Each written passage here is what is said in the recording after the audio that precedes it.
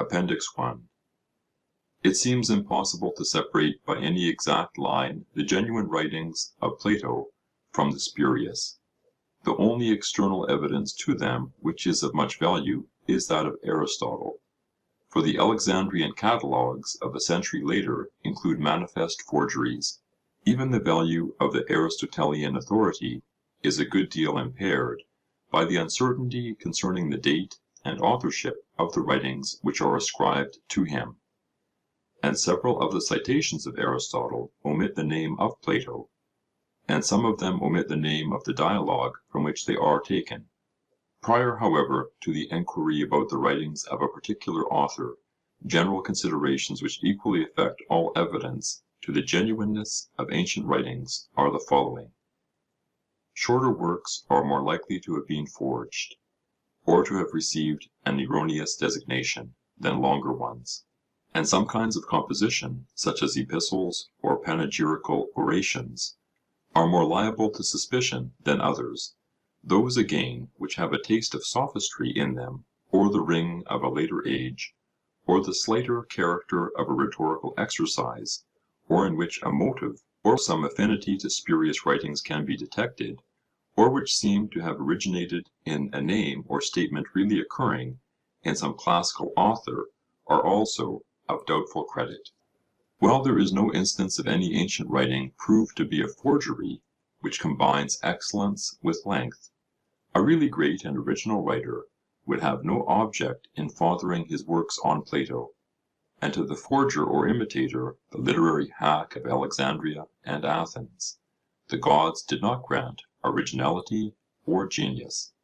Further, in attempting to balance the evidence for and against a Platonic dialogue, we must not forget that the form of the Platonic writing was common to several of his contemporaries. Aeschines, Euclid, Phaedo, Antisthenes, and in the next generation Aristotle, are all said to have composed dialogues, and mistakes of names are very likely to have occurred. Greek literature in the 3rd century before Christ was almost as voluminous as our own, and without the safeguards of regular publication, or printing, or binding, or even of distinct titles. An unknown writing was naturally attributed to a known writer whose works bore the same character, and the name once appended easily obtained authority. A tendency may also be observed to blend the works and opinions of the master with those of his scholars. To a later Platonist, the difference between Plato and his imitators was not so perceptible as to ourselves. The memorabilia of Xenophon and the dialogues of Plato are but a part of a considerable Socratic literature which has passed away, and we must consider how we should regard the question of the genuineness of a particular writing if this lost literature had been preserved to us. These considerations lead us to adopt the following criteria of genuineness. 1. That is most certainly Plato's which Aristotle attributes to him by name, which 2. Is of considerable length, of 3. Great excellence, and also 4. In harmony with the general spirit of the Platonic writings. But the testimony of Aristotle cannot always be distinguished from that of a latter age (see above), and has various degrees of importance. Those writings which he cites without mentioning Plato, under their own names, e.g. the Hippias, the Funeral Oration, the Phaedo, etc., have an inferior degree of evidence in their favour. They may have been supposed by him to be the writings of another, although in the case of really great works, e.g. the Phaedo, this is not credible.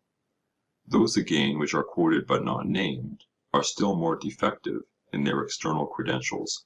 There may be also a possibility that Aristotle was mistaken, or may have confused the master and his scholars in the case of a short writing, but this is inconceivable about a more important work, e.g. the Laws, especially when we remember that he was living at Athens and a frequenter of the groves of the Academy during the last 20 years of Plato's life. Nor must we forget that in all his numerous citations from the Platonic writings, he never attributes any passage found in the extant dialogues to anyone but Plato. And lastly, we may remark that one or two great writings, such as the Parmenides and the Politicus, which are wholly devoid of Aristotelian credentials, may be fairly attributed to Plato on the ground of 2, length, 3, excellence, and 4, accordance with the general spirit of his writings. Indeed, the greater part of the evidence for the genuineness of ancient Greek authors may be summed up under two heads only: 1, excellence, and 2, uniformity of tradition, a kind of evidence which, though in many cases sufficient, is of inferior value. Proceeding upon these principles, we appear to arrive at the conclusion that 19/20ths of all the writings which have ever been ascribed to Plato are undoubtedly genuine. There is another portion of them, including the epistles, the epinomis, the dialogues rejected by the ancients themselves, namely the Axiocus, De Justo, De Virtute, Demodocus, Sisyphus, Eryxias, which on grounds both of internal and external evidence we are able with equal certainty to reject. But there still remains a small portion of which we are unable to affirm either that they are genuine or spurious. They may have been written in youth, or possibly, like the works of some painters, may be partly or wholly the compositions of pupils, or they may have been the writings of some contemporary transferred by accident to the more celebrated name of Plato, or of some Platonist in the next generation who aspired to imitate his master. Not that on grounds either of language or philosophy we should lightly reject them. Some difference of style, or inferiority of execution, or inconsistency of thought can hardly be considered decisive of their spurious character, for who always does justice to himself, or who writes with equal care at all times? Certainly not Plato, who exhibits the greatest differences in dramatic power, in the formation of sentences, and in the use of words. If his earlier writings are compared with his later ones, say the Protagoras or Phaedrus with the Laws, or who can be expected to think in the same manner during a period of authorship extending over above 50 years, in an age of great intellectual activity, as well as of political and literary transition? Certainly not Plato, whose earlier writings are separated from his later ones by as wide an interval of philosophical speculation as that which separates his later writings from Aristotle. The dialogues which have been translated in the first appendix, and which appear to have the next claim to genuineness among the Platonic writings, are the Lesser Hippias, the Menexenus or Funeral Oration, the First Alcibiades. Of these, the Lesser Hippias and the Funeral Oration are cited by Aristotle, the first in the Metaphysics, the latter in the Rhetoric.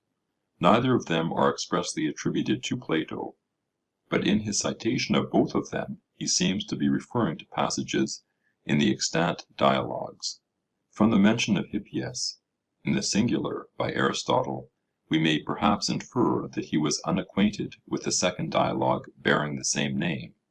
Moreover, the mere existence of a greater and lesser Hippias, and of a first and second Alcibiades, does to a certain extent throw a doubt upon both of them.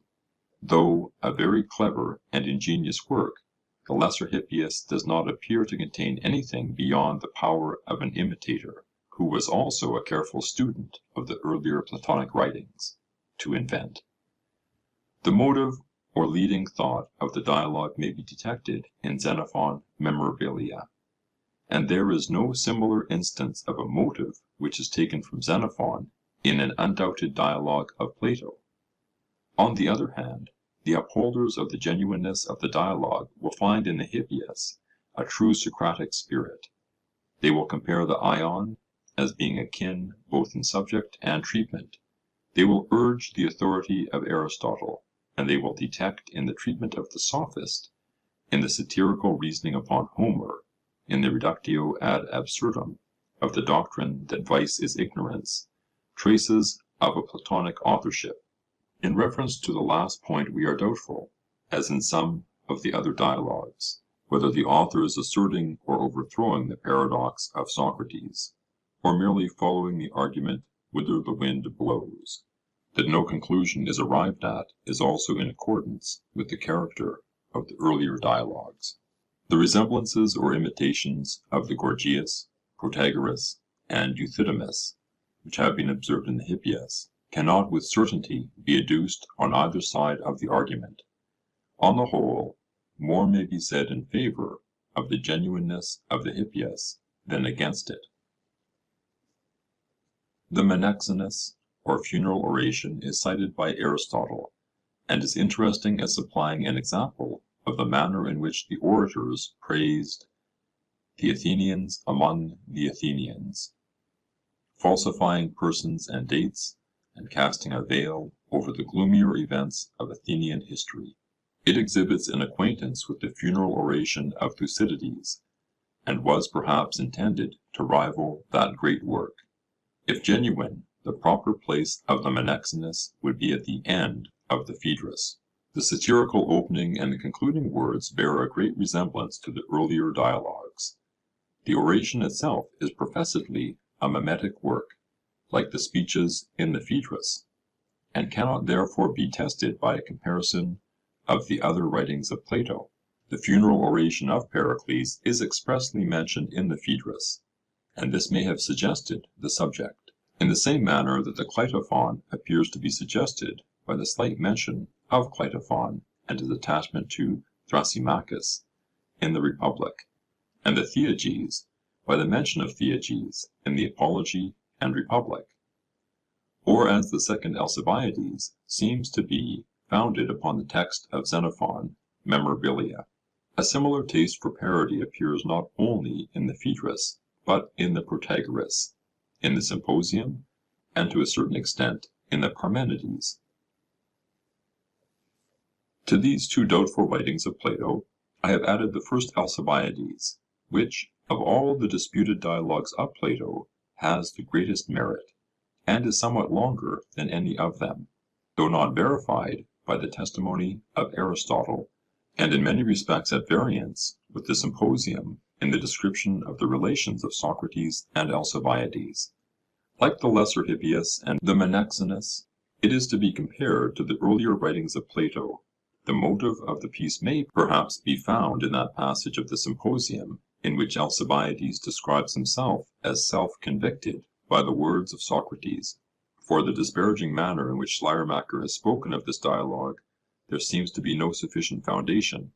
At the same time, the lesson imparted is simple, and the irony more transparent than in the undoubted dialogues of Plato.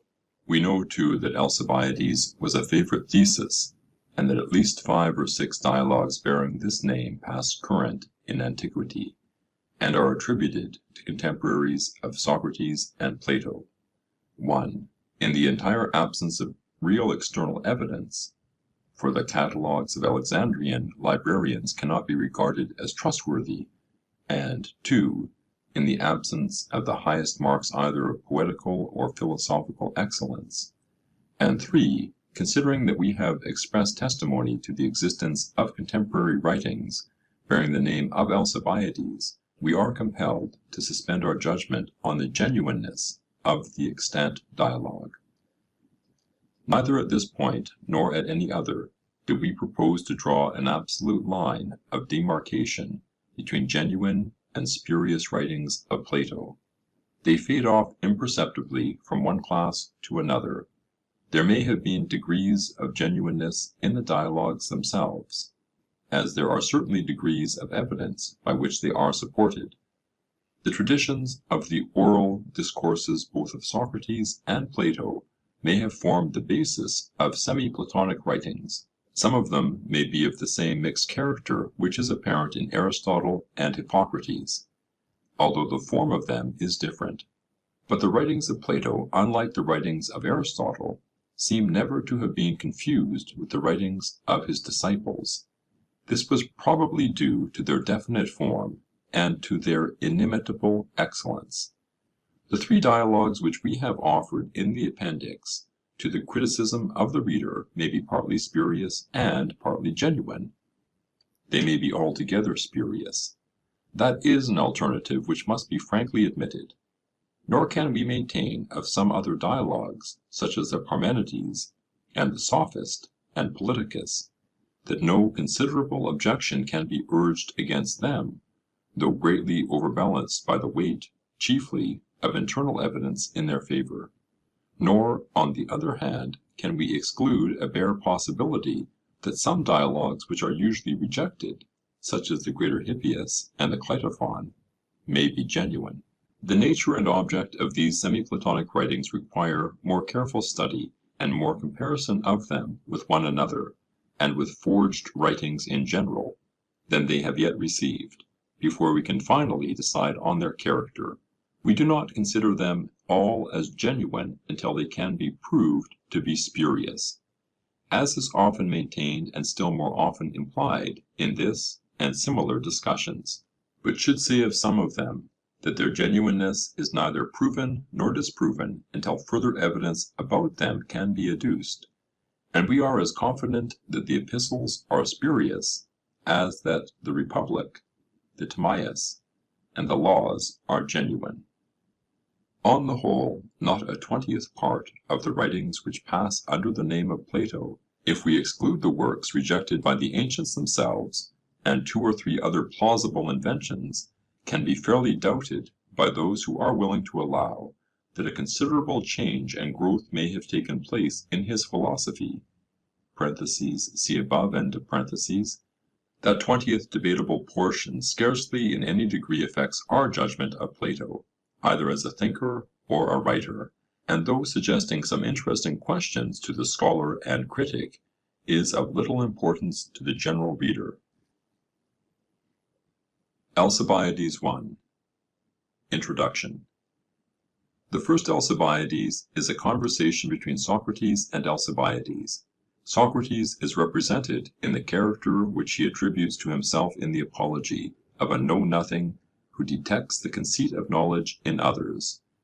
The two have met already in the Protagoras and in the Symposium. In the latter dialogue, as in this, the relation between them is that of a lover and his beloved, but the narrative of their loves is told differently in different places. For in the Symposium Alcibiades is depicted as the impassioned but rejected lover, here as coldly receiving the advances of Socrates, who, for the best of purposes, lies in wait for the aspiring and ambitious youth. Alcibiades, who is described as a very young man, is about to enter on public life, having an inordinate opinion of himself, and an extravagant ambition. Socrates, who knows what is in man, astonishes him by a revelation of his designs. But has he the knowledge which is necessary for carrying them out? He is going to persuade the Athenians about what? Not about any particular art, but about politics, when to fight and when to make peace. Now, men should fight and make peace on just grounds, and therefore the question of justice and injustice must enter into peace and war, and he who advises the Athenians must know the difference between them. Does Alcibiades know? If he does, he must either have been taught by some master, or he must have discovered the nature of them himself. If he has had a master, Socrates would like to be informed who he is, that he may go and learn of him also. Alcibiades admits that he has never learned. Then has he inquired for himself? He may have, if he was ever aware of a time when he was ignorant. But he never was ignorant, for when he played with other boys at dice, he charged them with cheating, and this implied a knowledge of just and unjust. According to his own explanation, he had learned of the multitude. Why, he asks, should he not learn of them the nature of justice, as he has learned the Greek language of them? To this Socrates answers that they can teach Greek, but they cannot teach justice, for they are agreed about the one, but they are not agreed about the other. And therefore Alcibiades, who has admitted that if he knows he must either have learned from a master or have discovered for himself the nature of justice, is convicted out of his own mouth. Alcibiades rejoins that the Athenians debate not about what is just, but about what is expedient. And he asserts that the two principles of justice and expediency are opposed. Socrates, by a series of questions, compels him to admit that the just and the expedient coincide. Alcibiades is thus reduced to the humiliating conclusion that he knows nothing of politics, even if, as he says, they are concerned with the expedient. However, he is no worse than other Athenian statesmen, and he will not need training, for others are as ignorant as he is. He is reminded that he has to contend not only with his own countrymen, but with their enemies, with the Spartan kings and with the great king of Persia, and he can only attain this higher aim of ambition by the assistance of Socrates. Not that Socrates himself professes to have attained the truth, but the questions which he asks bring others to a knowledge of themselves, and this is the first step in the practice of virtue. The dialogue continues. We wish to become as good as possible, but to be good in what? Alcibiades replies, good in transacting business? But what business? The business of the most intelligent men at Athens. The cobbler is intelligent in shoemaking, and is therefore good in that. He is not intelligent, and therefore not good in weaving. Is he good in the sense which Alcibiades means, who is also bad? I mean, replies Alcibiades, the man who is able to command in the city. But to command what? Horses or men? And if men, under what circumstances? I mean to say that he is able to command men living in social and political relations. And what is their aim? The better preservation of the city. But when is a city better? When there is unanimity, such as exists between husband and wife. Then, when husbands and wives perform their own special duties, there can be no unanimity between them, nor can a city be well ordered when each citizen does his own work only. Alcibiades, having stated first that goodness consists in the unanimity of the citizens, and then in each of them doing his own separate work, is brought to the required point of self-contradiction, leading him to confess his own ignorance. But he is not too old to learn, and may still arrive at the truth, if he is willing to be cross-examined by Socrates. He must know himself, that is to say, not his body, or the things of the body, but his mind, or truer self. The physician knows the body, and the tradesman knows his own business, but they do not necessarily know themselves. Self-knowledge can be obtained only by looking into the mind and virtue of the soul, which is the diviner part of a man, as we see our own image in another's eye. And if we do not know ourselves, we cannot know what belongs to ourselves or belongs to others, and are unfit to take a part in political affairs, both for the sake of the individual and of the state. We ought to aim at justice and temperance, not at wealth or power. The evil and unjust should have no power. They should be the slaves of better men than themselves. None but the virtuous are deserving of freedom. And are you, Alcibiades, a free man? I feel that I am not, but I hope, Socrates, that by your aid I may become free, and from this day forward I will never leave you. The Alcibiades has several points of resemblance to the undoubted dialogues of Plato. The process of interrogation is of the same kind with that which Socrates practices upon the youthful Cleinias in the Euthydemus, and he characteristically attributes to Alcibiades the answers which he has elicited from him. The definition of good is narrowed by successive questions, and virtue is shown to be identical with knowledge. Here, as elsewhere, Socrates awakens the consciousness not of sin, but of ignorance. Self-humiliation is the first step to knowledge, even of the commonest things. No man knows how ignorant he is, and no man can arrive at virtue and wisdom who has not once in his life, at least, been convicted of error. The process by which the soul is elevated is not unlike that which religious writers describe under the name of conversion, if we substitute the sense of ignorance for the consciousness of sin.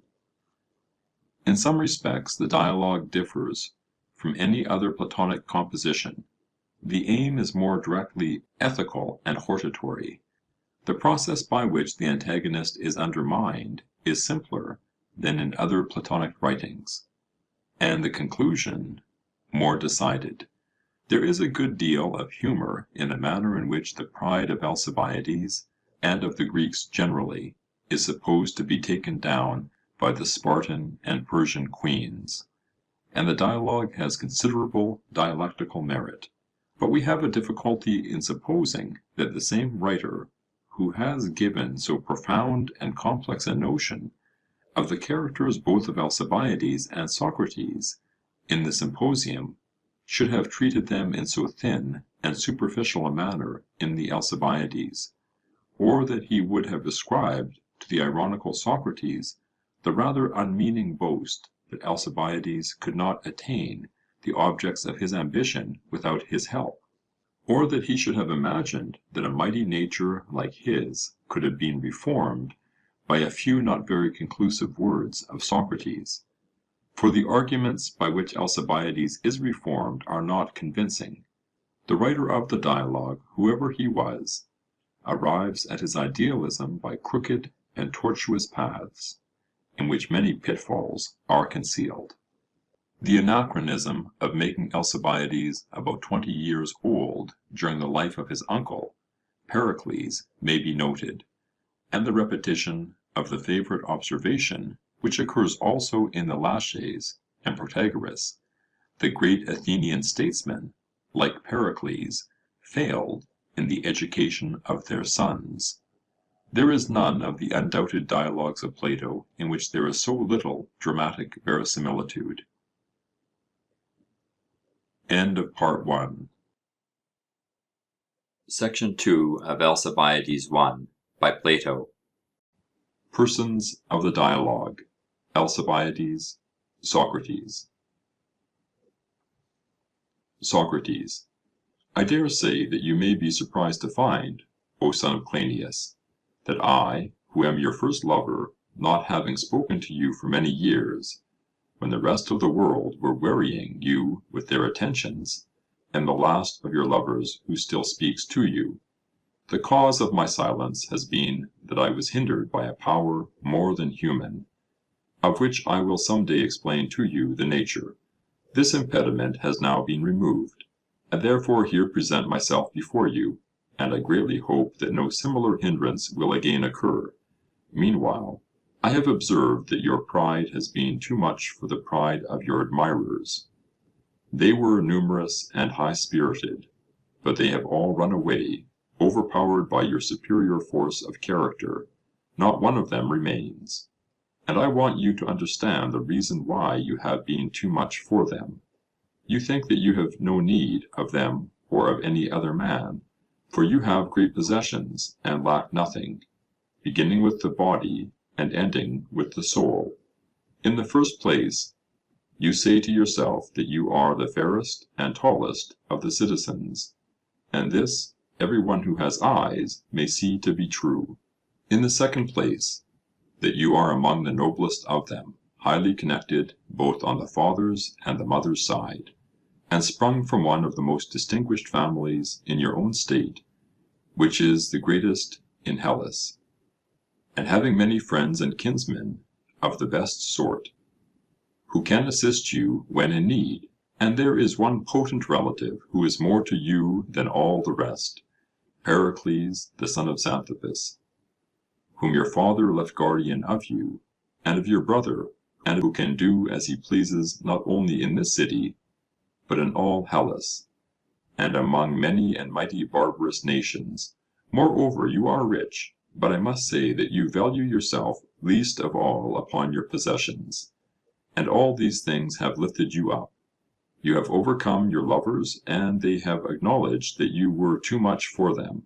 Have you not remarked their absence?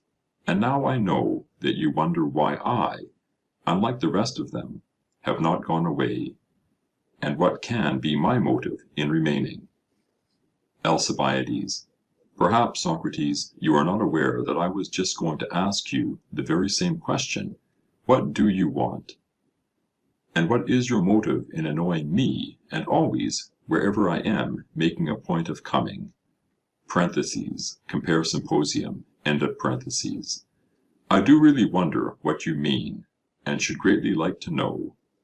Socrates: Then if, as you say, you desire to know, I suppose that you will be willing to hear, and I may consider myself to be speaking to an auditor who will remain, and will not run away.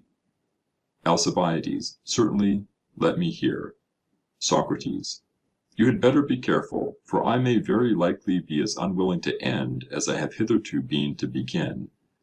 Alcibiades: Proceed, my good man, and I will listen.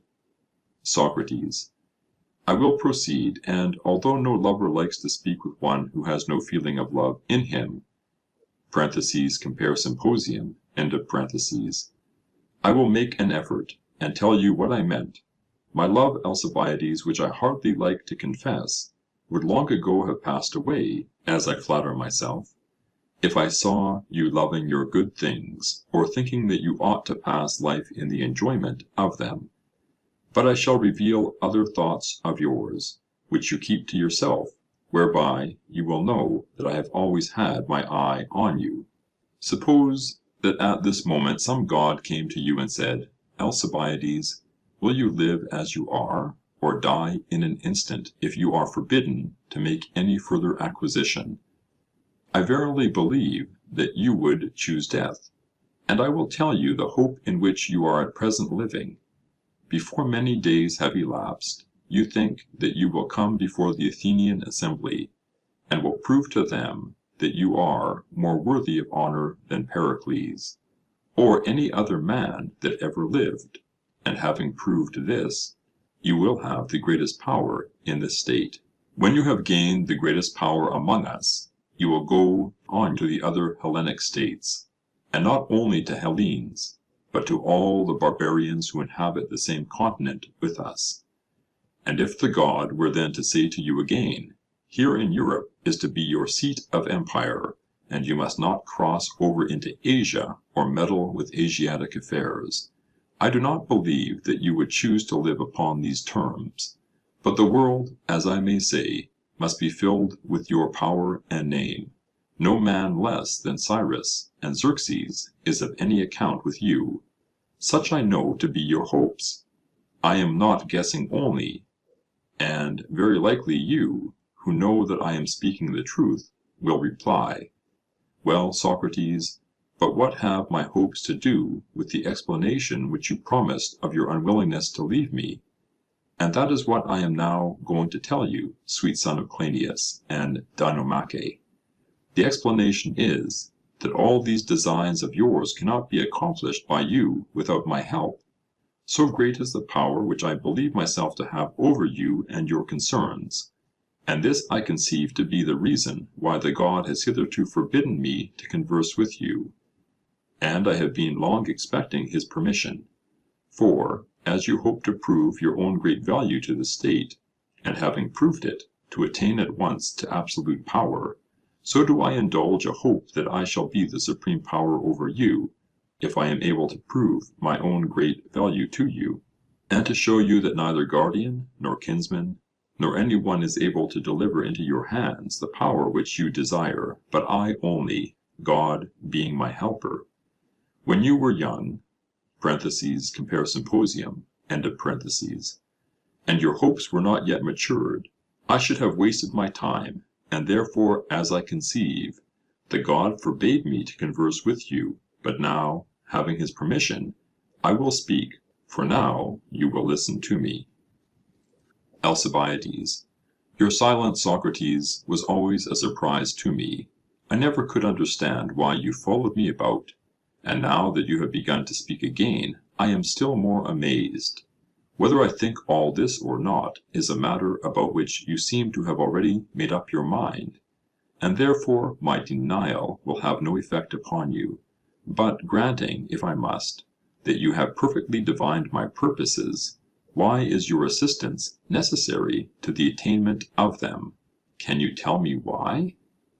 Socrates: You want to know whether I can make a long speech, such as you are in the habit of hearing, but that is not my way. I think, however, that I can prove to you the truth of what I am saying, if you will grant me one little favour. Alcibiades: Yes, if the favour which you mean be not a troublesome one. Socrates: Will you be troubled at having questions to answer? Alcibiades: Not at all. Socrates: Then please to answer. Alcibiades: Ask me. Socrates: Have you not the intention which I attribute to you? Alcibiades: I will grant anything you like, in the hope of hearing what more you have to say.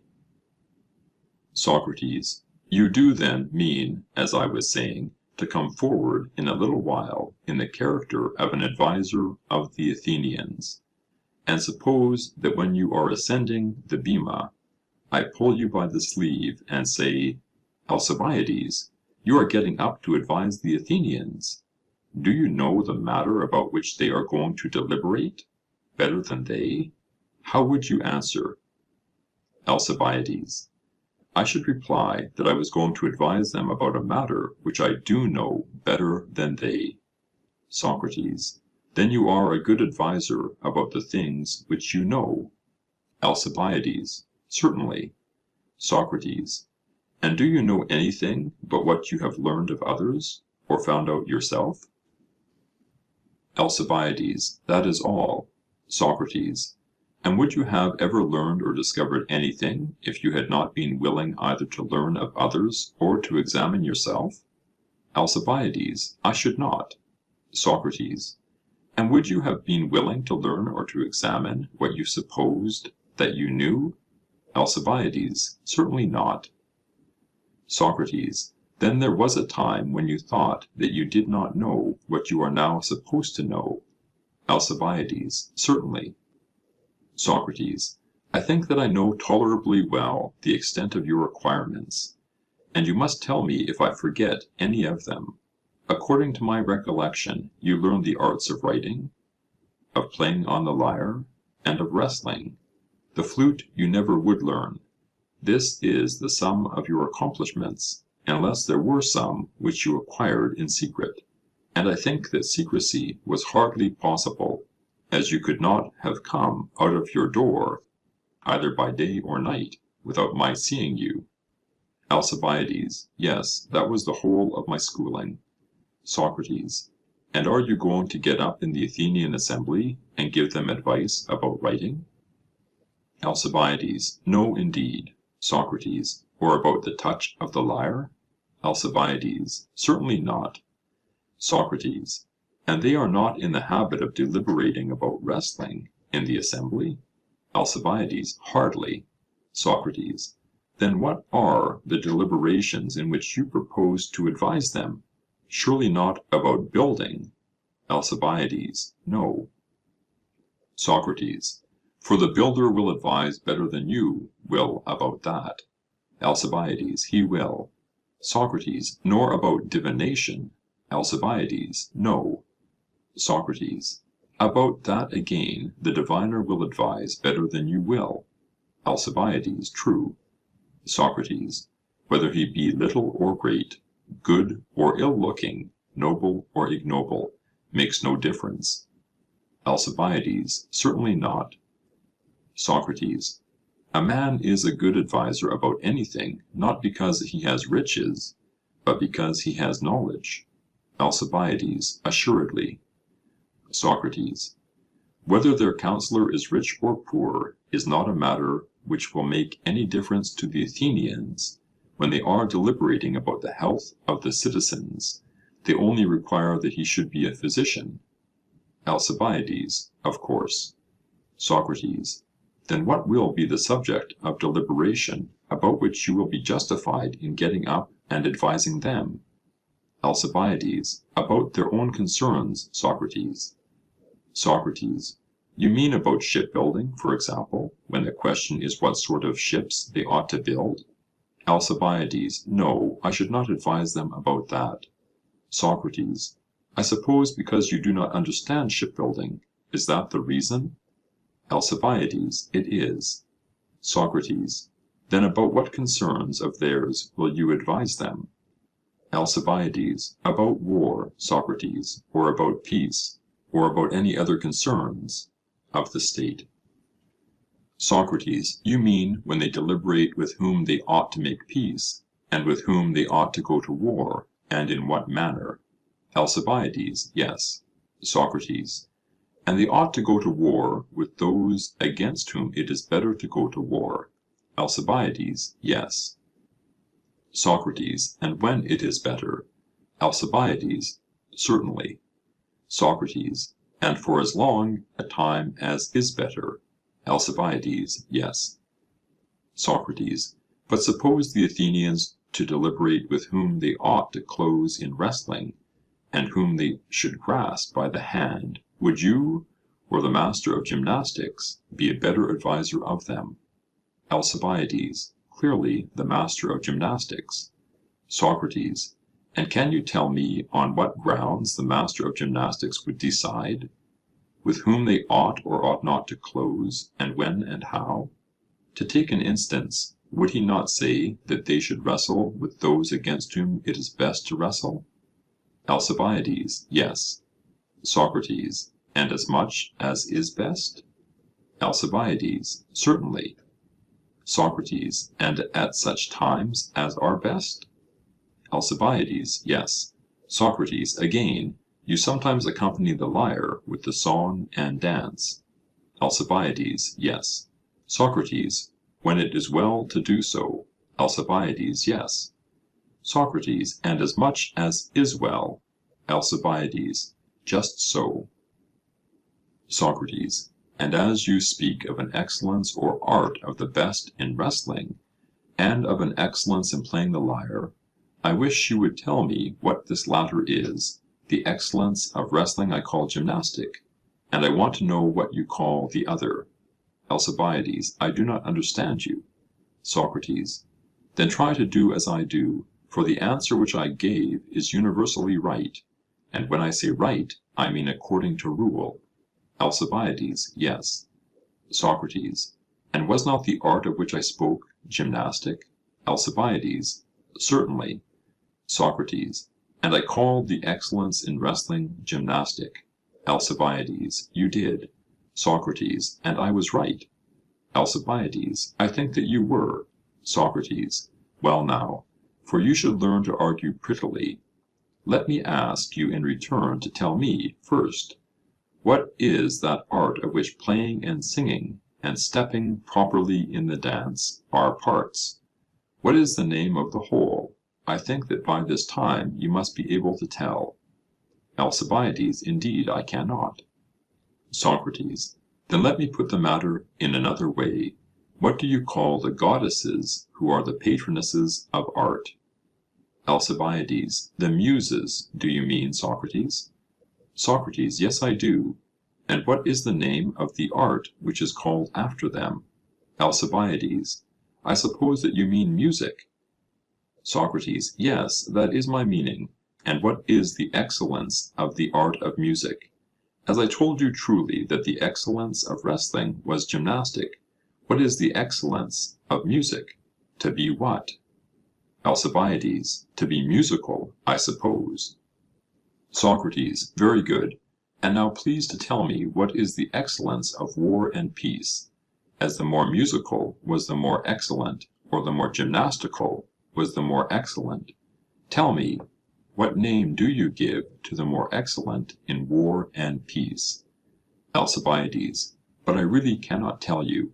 Socrates: But if you were offering advice to another and said to him, This food is better than that, at this time and in this quantity, and he said to you, What do you mean, Alcibiades, by the word better? You would have no difficulty in replying that you meant more wholesome, although you do not profess to be a physician.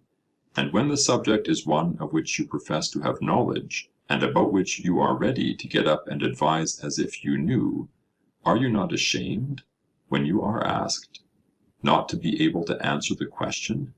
Is it not disgraceful? Alcibiades: Very. Socrates: Well then, consider and try to explain what is the meaning of better in the matter of making peace and going to war with those against whom you ought to go to war. To what does the word refer? Alcibiades: I am thinking, and I cannot tell. Socrates: But you surely know what are the charges which we bring against one another when we arrive at the point of making war, and what name we give them? Alcibiades: Yes, certainly. We say that deceit or violence has been employed, or that we have been defrauded. Socrates: And how does this happen? Will you tell me how? For there may be a difference in the manner.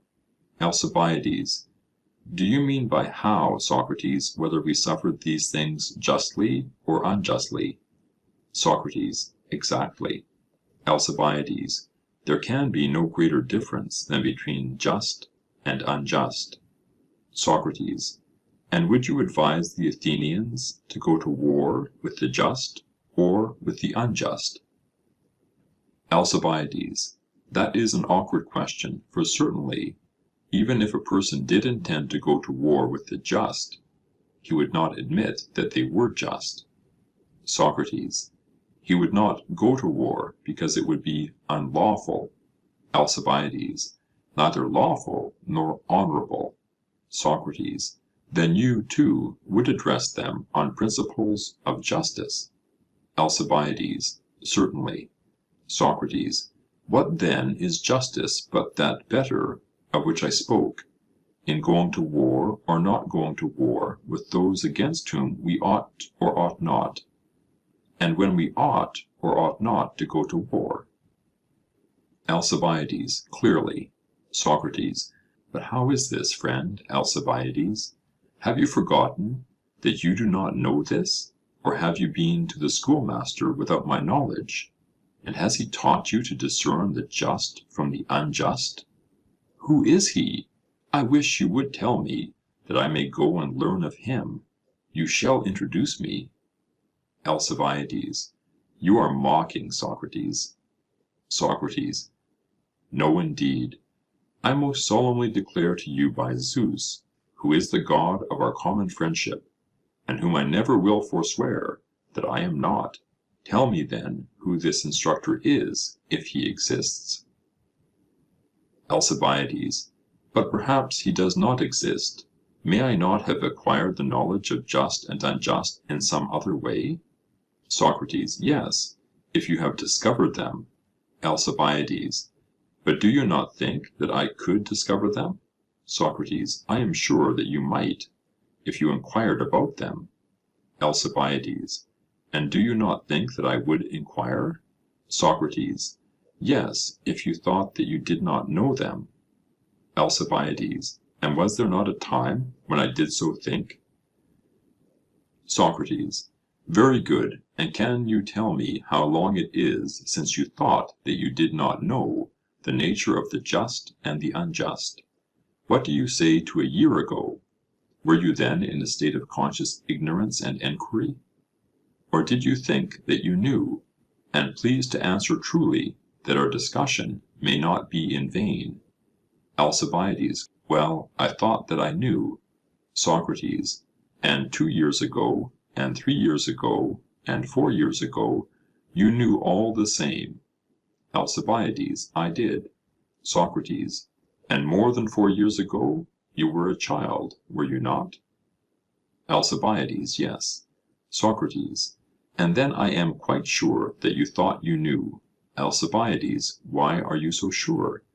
Socrates: Because I often heard you, when a child, in your teacher's house or elsewhere, playing at dice or some other game with the boys, not hesitating at all about the nature of the just and unjust, but very confident, crying and shouting that one of the boys was a rogue and a cheat, and had been cheating. Is it not true? Alcibiades: But what was I to do, Socrates, when anybody cheated me? Socrates: And how can you say, what was I to do, if at the time you did not know whether you were wronged or not? Alcibiades: To be sure I knew, I was quite aware that I was being cheated. Socrates, then you suppose yourself even when a child to have known the nature of just and unjust? Alcibiades, certainly, and I did know then. Socrates, and when did you discover them? Not, surely, at the time when you thought that you knew them. Alcibiades, certainly not. Socrates, and when did you think that you were ignorant? If you consider, you will find that there never was such a time. Alcibiades, really, Socrates, I cannot say. Socrates, then you did not learn them by discovering them. Alcibiades, clearly not. Socrates, but just before you said that you did not know them by learning. Now, if you have neither discovered nor learned them, how and whence do you come to know them? Alcibiades, I suppose that I was mistaken in saying that I knew them through my own discovery of them, whereas in truth I learned them in the same way that other people learn. Socrates, so you said before, and I must again ask, of whom? Do tell me. Alcibiades, of the many. Socrates, do you take refuge in them? I cannot say much for your teachers. Alcibiades, why? Are they not able to teach? Socrates, they could not teach you how to play at draughts, which you would acknowledge, would you not, to be a much smaller matter than justice? Alcibiades, yes. Socrates, and can they teach the better who are unable to teach the worse? Alcibiades, I think that they can. At any rate, they can teach many far better things than to play at draughts.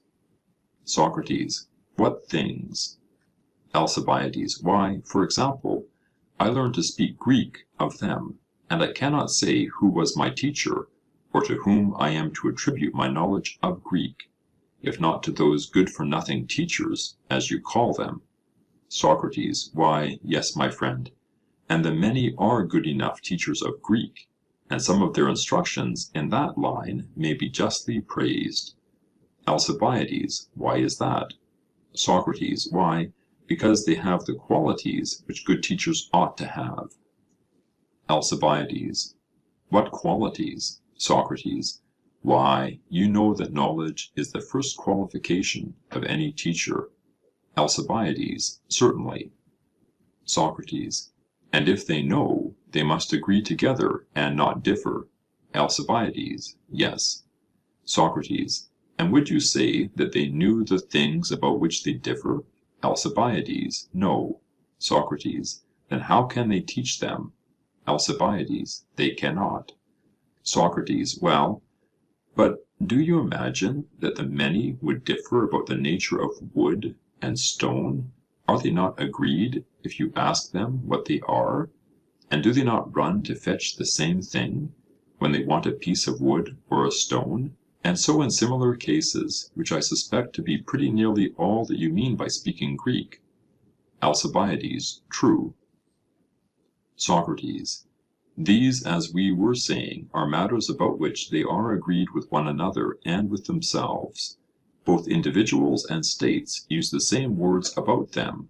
They do not use some one word and some another. Alcibiades, they do not. Socrates, then they may be expected to be good teachers of these things. Alcibiades, yes. Socrates, and if we want to instruct any one in them, we shall be right in sending him to be taught by our friends, the many. Alcibiades, very true. Socrates, but if we wanted further to know, not only which are men and which are horses, but which men or horses have powers of running, would the many still be able to inform us? Alcibiades, certainly not. Socrates, and you have a sufficient proof that they do not know these things, and are not the best teachers of them, inasmuch as they are never agreed about them. Alcibiades, yes. Socrates, and suppose that we wanted to know not only what men are like, but what healthy or diseased men are like, would the many be able to teach us? Alcibiades, they would not. Socrates, and you would have a proof that they were bad teachers of these matters, if you saw them at variance. Alcibiades: I should. Socrates: Well, but are the many agreed with themselves, or with one another, about the justice or injustice of men and things? Alcibiades: Assuredly not, Socrates. Socrates: There is no subject about which they are more at variance. Alcibiades: None.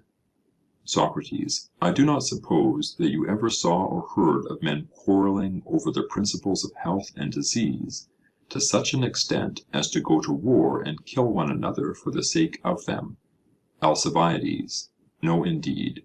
Socrates: But of the quarrels about justice and injustice, even if you have never seen them, you have certainly heard from many people, including Homer, for you have heard of the Iliad and Odyssey. Alcibiades: To be sure, Socrates. Socrates: A difference of just and unjust is the argument of those poems. Alcibiades: True. Socrates: Which difference caused all the wars and deaths of Trojans and Achaeans, and the deaths of the suitors of Penelope in their quarrel with Odysseus? Alcibiades: Very true. Socrates: And when the Athenians and Lacedaemonians and Boeotians fell at Tanagra, and afterwards in the battle of Coronea, at which your father Cleinias met his end, the question was one of justice. This was the sole cause of the battles and of their deaths. Alcibiades: Very true. Socrates: But can they be said to understand that about which they are quarrelling to the death? Alcibiades: Clearly not. Socrates: And yet those whom you thus allow to be ignorant are the teachers to whom you are appealing. Alcibiades: Very true. Socrates: But how are you ever likely to know the nature of justice and injustice, about which you are so perplexed, if you have neither learned them of others nor discovered them yourself? Alcibiades: From what you say, I suppose not. Socrates: See again how inaccurately you speak, Alcibiades. Alcibiades: In what respect? Socrates: In saying that I say so.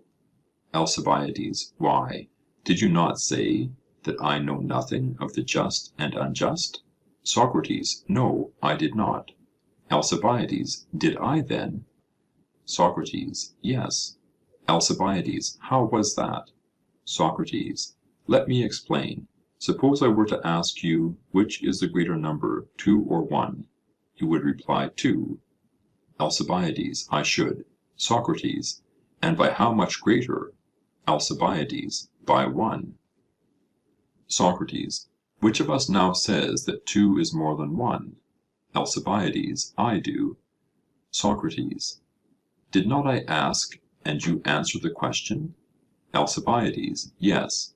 Socrates: Then who is speaking, I who put the question, or you who answer me? Alcibiades: I am.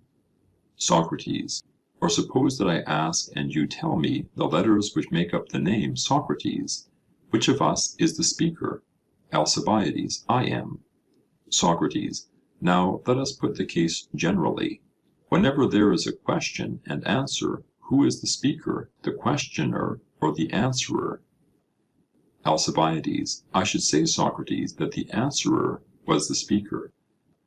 Socrates: And have I not been the questioner all through? Alcibiades: Yes. Socrates: And you the answerer? Alcibiades: Just so. Socrates: Which of us then was the speaker? Alcibiades: The inference is, Socrates, that I was the speaker. Socrates: Did not some one say that Alcibiades, the fair son of Cleinias, not understanding about just and unjust, but thinking that he did understand, was going to the assembly to advise the Athenians about what he did not know? Was not that said? Alcibiades: Very true. Socrates: Then, Alcibiades, the result may be expressed in the language of Euripides. I think that you have heard all this from yourself, and not from me. Nor did I say this, which you erroneously attribute to me, but you yourself, and what you said was very true. For indeed, my dear fellow, the design which you meditate of teaching what you do not know, and have not taken any pains to learn, is downright insanity. Alcibiades. But Socrates, I think that the Athenians and the rest of the Hellenes do not often advise as to the more just or unjust, for they see no difficulty in them, and therefore they leave them, and consider which course of action will be most expedient. For there is a difference between justice and expediency. Many persons have done great wrong and profited by their injustice, others have done rightly and come to no good. Socrates. Well, but granting that the just and the expedient are ever so much opposed, you surely do not imagine that you know what is expedient for mankind, or why a thing is expedient. Alcibiades. Why not, Socrates?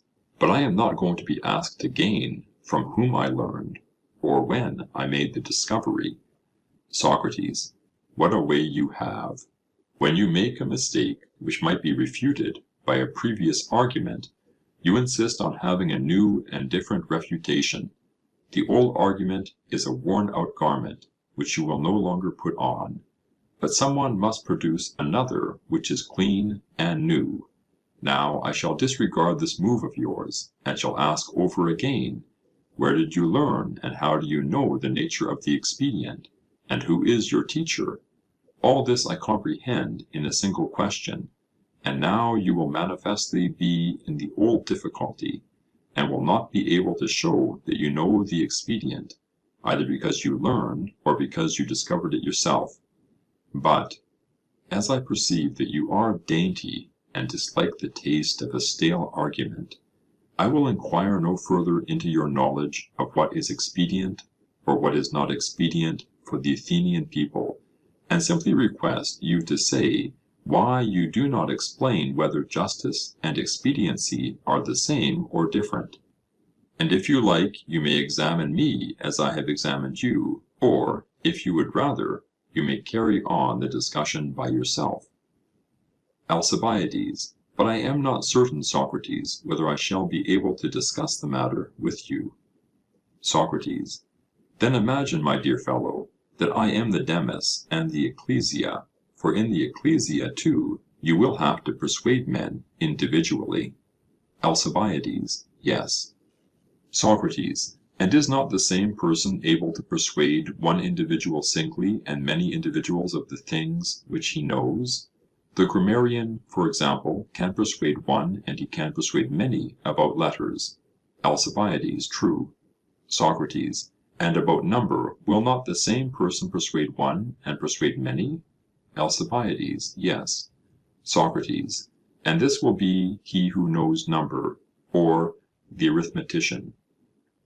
Alcibiades. Quite true. Socrates. And cannot you persuade one man about that of which you can persuade many? Alcibiades. I suppose so. Socrates. And that of which you can persuade either is clearly what you know? Alcibiades. Yes. Socrates. And the only difference between one who argues as we are doing, and the orator who is addressing an assembly, is that the one seeks to persuade a number, and the other an individual, of the same things. Alcibiades. I suppose so. Socrates. Well then, since the same person who can persuade a multitude can persuade individuals, try conclusions upon me, and prove to me that the just is not always expedient. Alcibiades. You take liberties, Socrates. Socrates. I shall take the liberty of proving to you the opposite of that which you will not prove to me. Alcibiades. Proceed. Socrates. Answer my questions, that is all. Alcibiades. Nay, I should like you to be the speaker. Socrates. What? Do you not wish to be persuaded? Alcibiades. Certainly I do. Socrates. And can you be persuaded better than out of your own mouth? Alcibiades. I think not.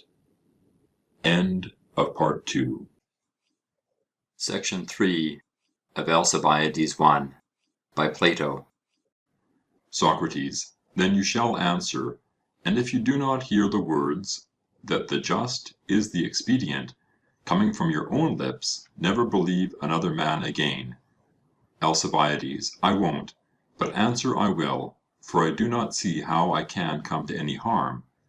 Socrates, a true prophecy. Let me begin then by inquiring of you whether you allow that the just is sometimes expedient and sometimes not. Alcibiades, yes. Socrates, and sometimes honorable and sometimes not? Alcibiades, what do you mean? Socrates, I am asking if you ever knew any one who did what was dishonorable and yet just. Alcibiades, never. Socrates, all just things are honorable. Alcibiades, yes. Socrates, and are honorable things sometimes good and sometimes not good, or are they always good? Alcibiades, I rather think, Socrates, that some honorable things are evil. Socrates, and are some dishonorable things good? Alcibiades, yes. Socrates, you mean in such a case as the following: in time of war, men have been wounded or have died in rescuing a companion or kinsman, when others who have neglected the duty of rescuing them have escaped in safety. Alcibiades, true. Socrates, and to rescue another under such circumstances is honorable, in respect of the attempt to save those whom we ought to save, and this is courage. Alcibiades, true. Socrates, but evil in respect of death and wounds. Alcibiades, yes. Socrates, and the courage which is shown in the rescue is one thing, and the death another. Alcibiades, certainly. Socrates, then the rescue of one's friends is honorable in one point of view, but evil in another. Alcibiades, true. Socrates, and if honorable, then also good. Will you consider, now, whether I may not be right? For you were acknowledging that the courage which is shown in the rescue is honorable. Now, is this courage good or evil? Look at the matter thus: which would you rather choose, good or evil? Alcibiades, good. Socrates, and the greatest goods you would be most ready to choose, and would least like to be deprived of them? Alcibiades, certainly. Socrates, what would you say of courage? At what price would you be willing to be deprived of courage? Alcibiades, I would rather die than be a coward. Socrates, then you think that cowardice is the worst of evils? Alcibiades, I do. Socrates, as bad as death, I suppose? Alcibiades, yes. Socrates, and life and courage are the extreme opposites of death and cowardice. Alcibiades, yes. Socrates, and they are what you would most desire to have, and their opposites you would least desire. Alcibiades, yes. Socrates, is this because you think life and courage the best, and death and cowardice the worst? Alcibiades, yes. Socrates, and you would term the rescue of a friend in battle honorable, inasmuch as courage does a good work? Alcibiades, I should. Socrates, but evil because of the death which ensues? Alcibiades, yes. Socrates, might we not describe their different effects as follows? You may call either of them evil in respect of the evil which is the result, and good in respect of the good which is the result of either of them. Alcibiades, yes. Socrates, and they are honorable in so far as they are good, and dishonorable in so far as they are evil. Alcibiades, true. Socrates, then when you say that the rescue of a friend in battle is honorable and yet evil, that is equivalent to saying that the rescue is good and yet evil. Alcibiades, I believe that you are right, Socrates. Socrates, nothing honorable, regarded as honorable, is evil, nor anything base, regarded as base, good. Alcibiades, clearly not. Socrates, look at the matter yet once more in a further light. He who acts honorably acts well. Alcibiades, yes. Socrates, and he who acts well is happy. Alcibiades, of course. Socrates, and the happy are those who obtain good. Alcibiades, true. Socrates, and they obtain good by acting well and honorably. Alcibiades, yes. Socrates. Then acting well is a good.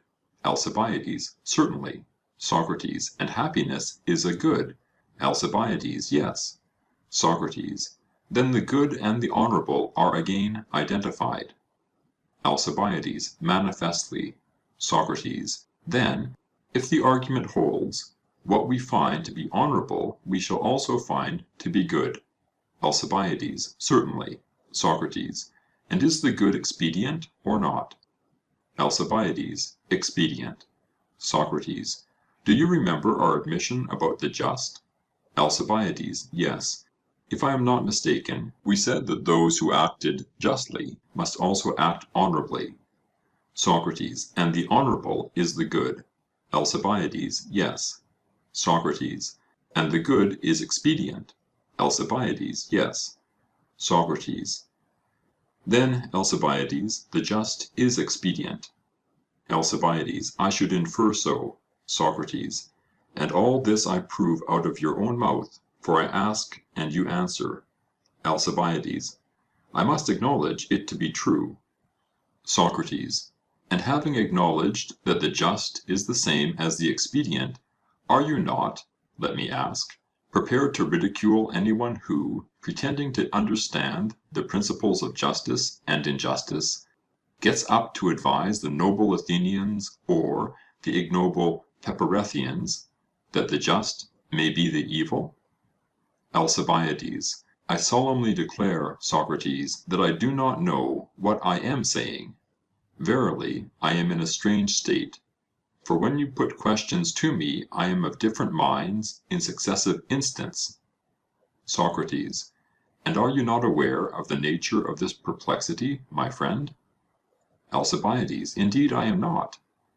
Socrates. Do you suppose that if someone were to ask you whether you have 2 eyes or 3, or 2 hands or 4, or anything of that sort, you would then be of different minds in successive instants?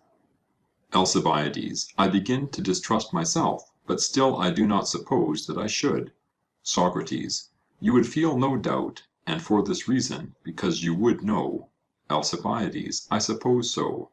Socrates. And the reason why you involuntarily contradict yourself is clearly that you are ignorant.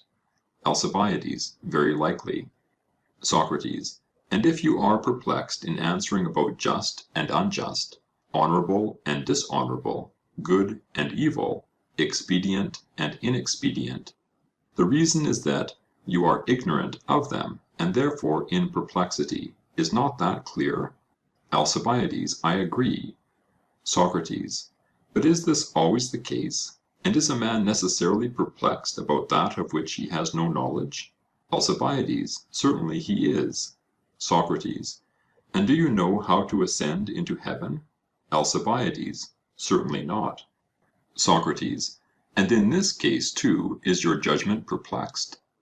Alcibiades. No. Socrates. Do you see the reason why, or shall I tell you? Alcibiades. Tell me. Socrates. The reason is that you not only do not know, my friend, but you do not think that you know. Alcibiades. There again, what do you mean? Socrates. Ask yourself, are you in any perplexity about things of which you are ignorant? You know, for example, that you know nothing about the preparation of food. Alcibiades. Very true. Socrates.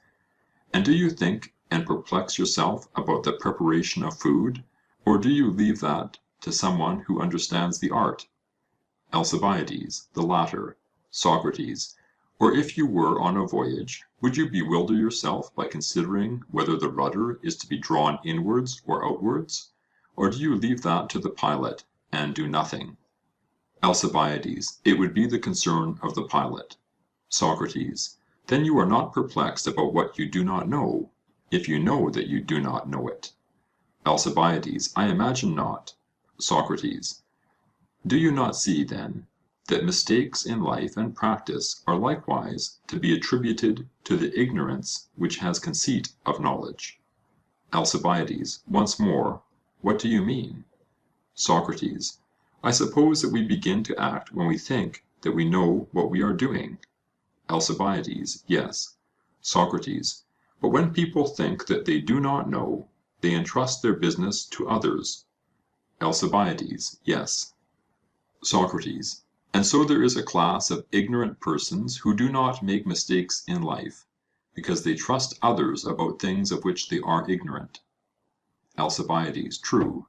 Socrates: Who then are the persons who make mistakes?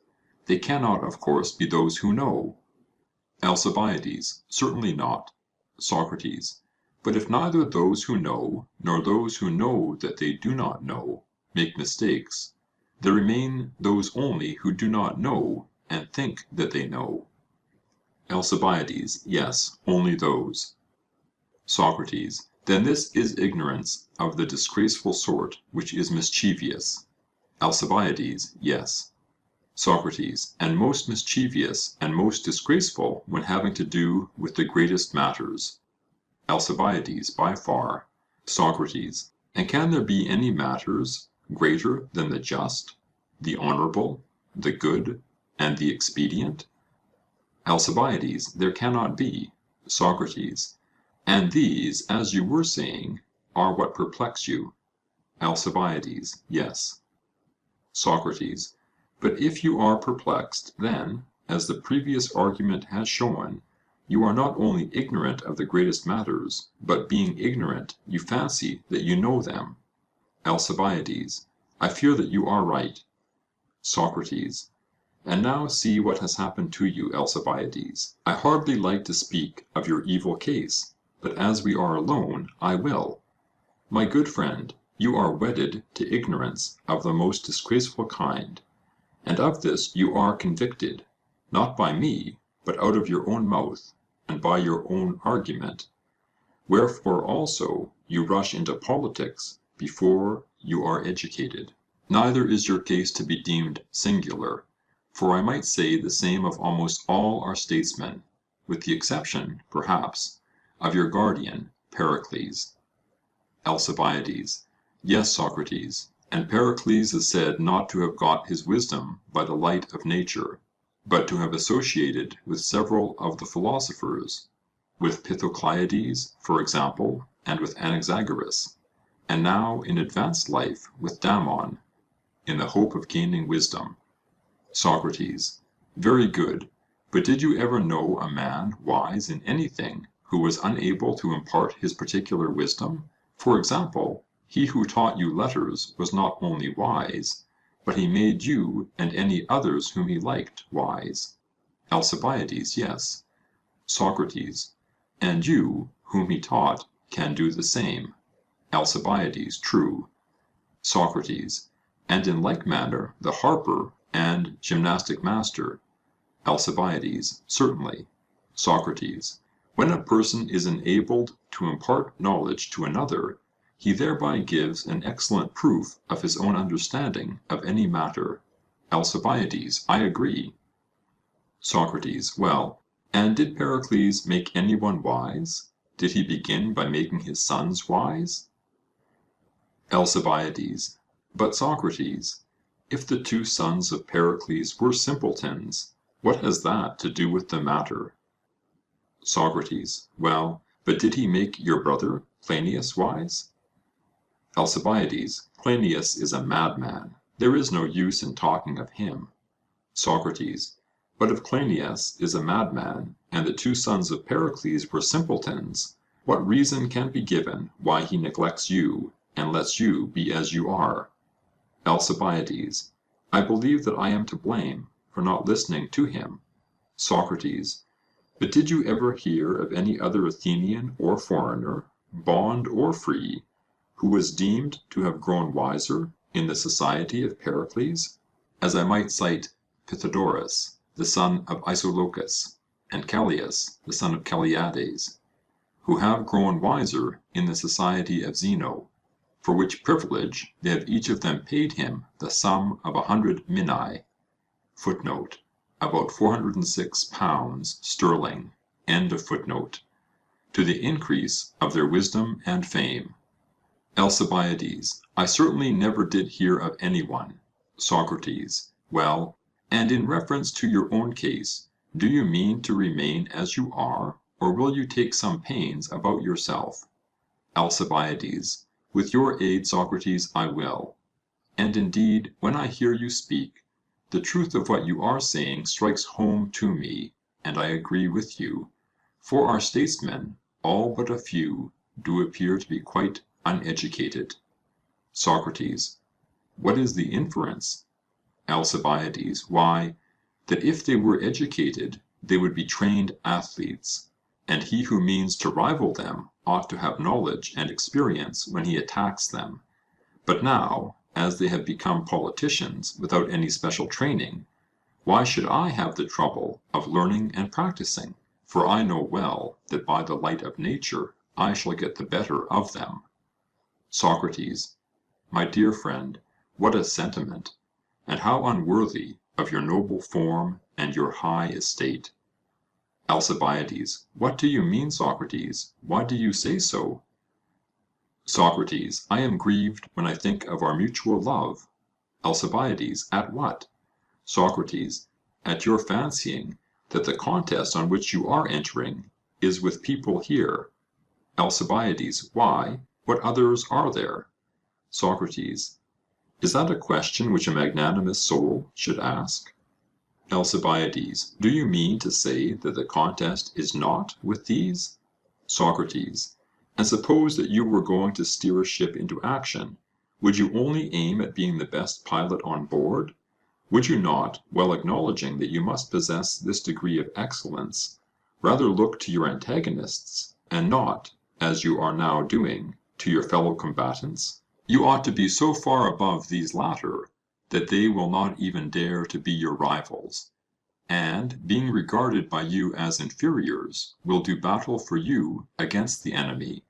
This is the kind of superiority which you must establish over them, if you mean to accomplish any noble action really worthy of yourself and of the state.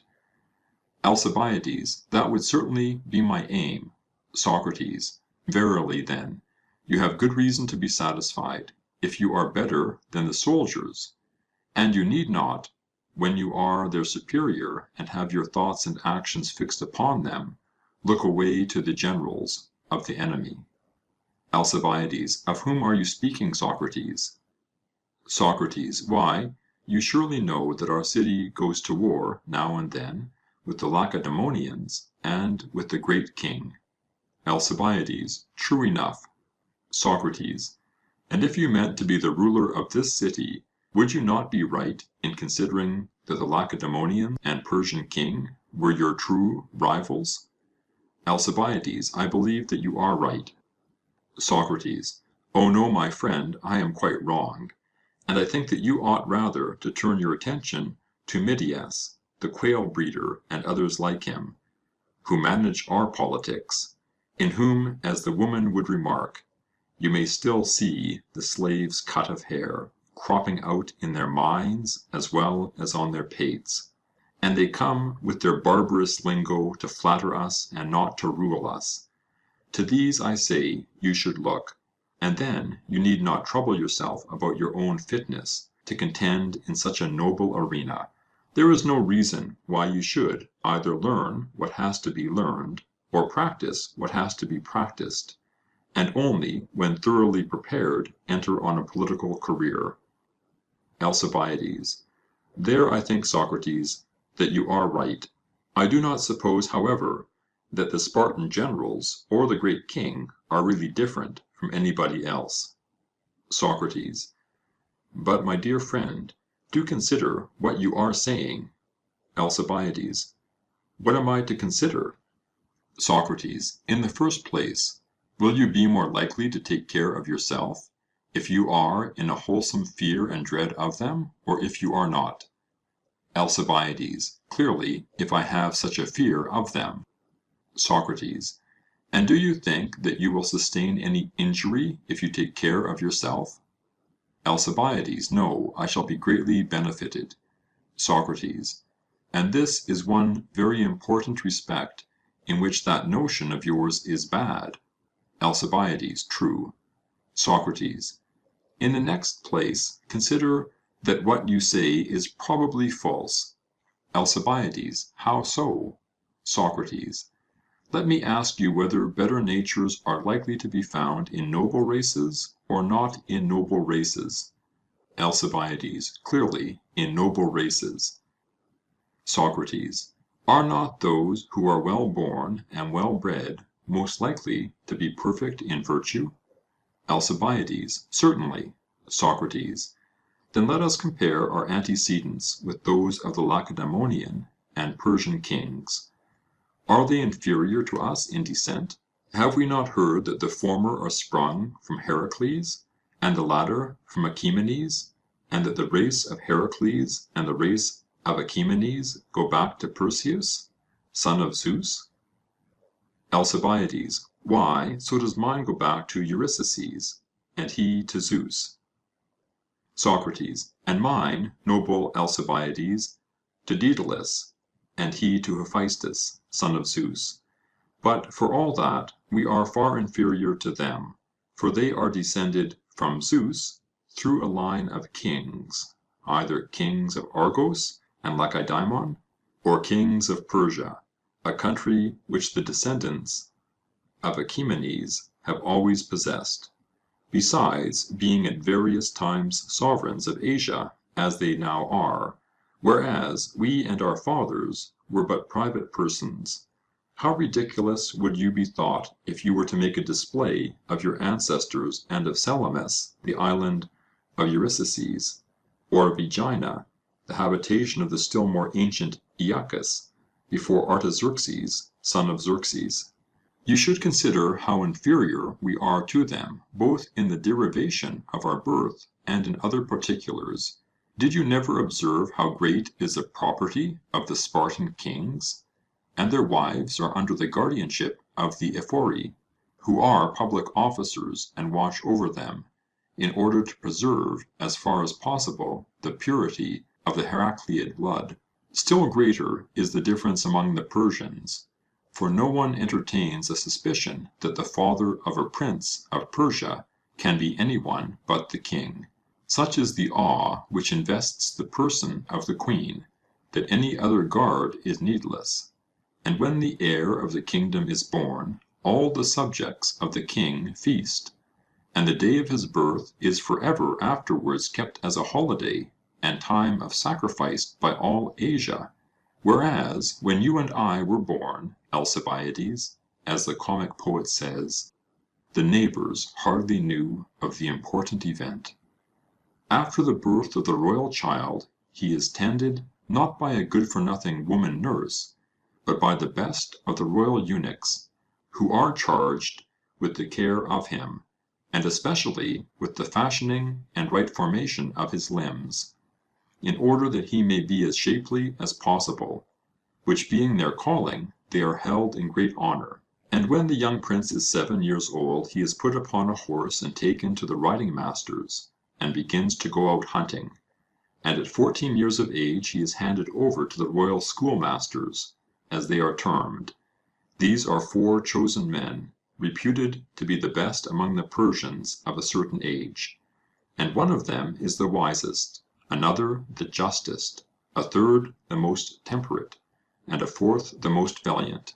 The first instructs him in the Magianism of Zoroaster, the son of Oromasis, which is the worship of the gods, and teaches him also the duties of his royal office. The second, who is the justest, teaches him always to speak the truth. The third, or most temperate, forbids him to allow any pleasure to be lord over him, that he may be accustomed to be a free man and king indeed. Lord of himself first, and not a slave, the most valiant trains him to be bold and fearless, telling him that if he fears, he is to deem himself a slave. Whereas Pericles gave you, Alcibiades, for a tutor, Zopyrus, the Thracian, a slave of his who was past all other work. I might enlarge on the nurture and education of your rivals, but that would be tedious, and what I have said is a sufficient sample of what remains to be said. I have only to remark, by way of contrast, that no one cares about your birth or nurture or education, or I may say, about that of any other Athenian, unless he has a lover who looks after him. And if you cast an eye on the wealth, the luxury, the garments with their flowing trains, the anointings with myrrh, the multitudes of attendants, and all the other bravery of the Persians, you will be ashamed when you discern your own inferiority. Or if you look at the temperance and orderliness and ease and grace and magnanimity and courage and endurance and love of toil and desire of glory and ambition of the Lacedaemonians, in all these respects you will see that you are but a child in comparison of them. Even in the matter of wealth, if you value yourself upon that, I must reveal to you how you stand. For if you form an estimate of the wealth of the Lacedaemonians, you will see that our possessions fall far short of theirs, for no one here can compete with them either in the extent and fertility of their own and the Messenian territory, or in the number of their slaves, and especially of the Helots, or of their horses, or of the animals which feed on the Messenian pastures. But I have said enough of this. And as to gold and silver, there is more of them in Lacedaemon than in all the rest of Hellas. For during many generations gold has been always flowing into them from the whole Hellenic world, and often from the barbarian also, and never going out. As in the fable of Aesop, the fox said to the lion, "The prints of the feet of those going in are distinct enough." But who ever saw the trace of money going out of Lacedaemon? And therefore you may safely infer that the inhabitants are the richest of the Hellenes in gold and silver, and that their kings are the richest of them, for they have a larger share of these things, and they have also a tribute paid to them which is very considerable. Yet the Spartan wealth, though great in comparison of the wealth of the other Hellenes, is as nothing in comparison of that of the Persians and their kings. Why, I have been informed by a credible person who went up to the king at Susa, that he passed through a large tract of excellent land, extending for nearly a day's journey, which the people of the country called the Queen's Girdle, and another which they called her Veil, and several other fair and fertile districts, which were reserved for the adornment of the Queen, and are named after her several habiliments. Now, I cannot help thinking to myself, what if some one were to go to Amestris, the wife of Xerxes, and mother of Artaxerxes, and say to her, "There is a certain Dinomache, whose whole wardrobe is not worth 50 minae, and that will be more than the value, and she has a son who is possessed of a 300-acre patch at Urcae, and he has a mind to go to war with your son." Would you not wonder to what this Alcibiades trusts for success in the conflict? He must rely, she would say to herself, upon his training and wisdom. These are the things which Hellenes value. And if she heard that this Alcibiades who is making the attempt is not as yet 20 years old, and is wholly uneducated, and when his lover tells him that he ought to get education and training first, and then go and fight the king, he refuses, and says that he is well enough as he is, would she not be amazed, and ask, "On what then does the youth rely?"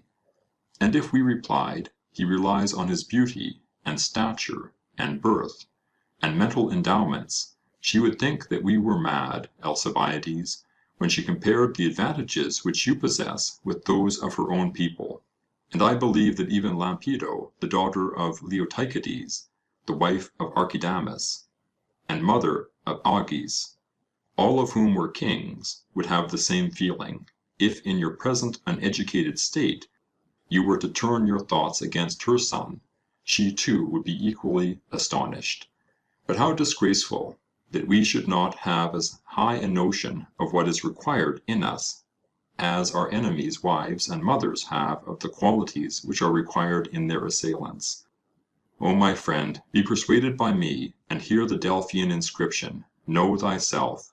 Not the men whom you think, but these kings are our rivals, and we can only overcome them by pains and skill. And if you fail in the required qualities, you will fail also in becoming renowned among Hellenes and barbarians, which you seem to desire more than any other man ever desired anything. Alcibiades, I entirely believe you, but what are the sort of pains which are required, Socrates? Can you tell me? Socrates, yes, I can, but we must take counsel together concerning the manner in which both of us may be most improved. For what I am telling you of the necessity of education applies to myself as well as to you. And there is only one point in which I have an advantage over you. Alcibiades, what is that? Socrates, I have a guardian who is better and wiser than your guardian, Pericles. Alcibiades, who is he, Socrates? Socrates, God, Alcibiades, who up to this day has not allowed me to converse with you, and he inspires in me the faith that I am especially designed to bring you to honor. Alcibiades, you are jesting, Socrates. Socrates, perhaps. At any rate, I am right in saying that all men greatly need pains and care, and you and I above all men. Alcibiades, you are not far wrong about me. Socrates, and certainly not about myself. Alcibiades, but what can we do? Socrates, there must be no hesitation or cowardice, my friend. Alcibiades, that would not become us, Socrates. Socrates, no, indeed, and we ought to take counsel together, for do we not wish to be as good as possible? Alcibiades, we do. Socrates, in what sort of virtue? Alcibiades, plainly in the virtue of good men. Socrates, who are good in what? Alcibiades, those clearly who are good in the management of affairs. Socrates, what sort of affairs? Equestrian affairs? Alcibiades, certainly not. Socrates, you mean that about them we should have recourse to horsemen? Alcibiades, yes. Socrates, well, naval affairs? Alcibiades, no. Socrates, you mean that we should have recourse to sailors about them? Alcibiades, yes. Socrates, then what affairs, and who do them? Alcibiades, the affairs which occupy Athenian gentlemen. Socrates, and when you speak of gentlemen, do you mean the wise or the unwise? Alcibiades, the wise. Socrates, and a man is good in respect of that in which he is wise? Alcibiades, yes. Socrates, and evil in respect of that in which he is unwise? Alcibiades, certainly.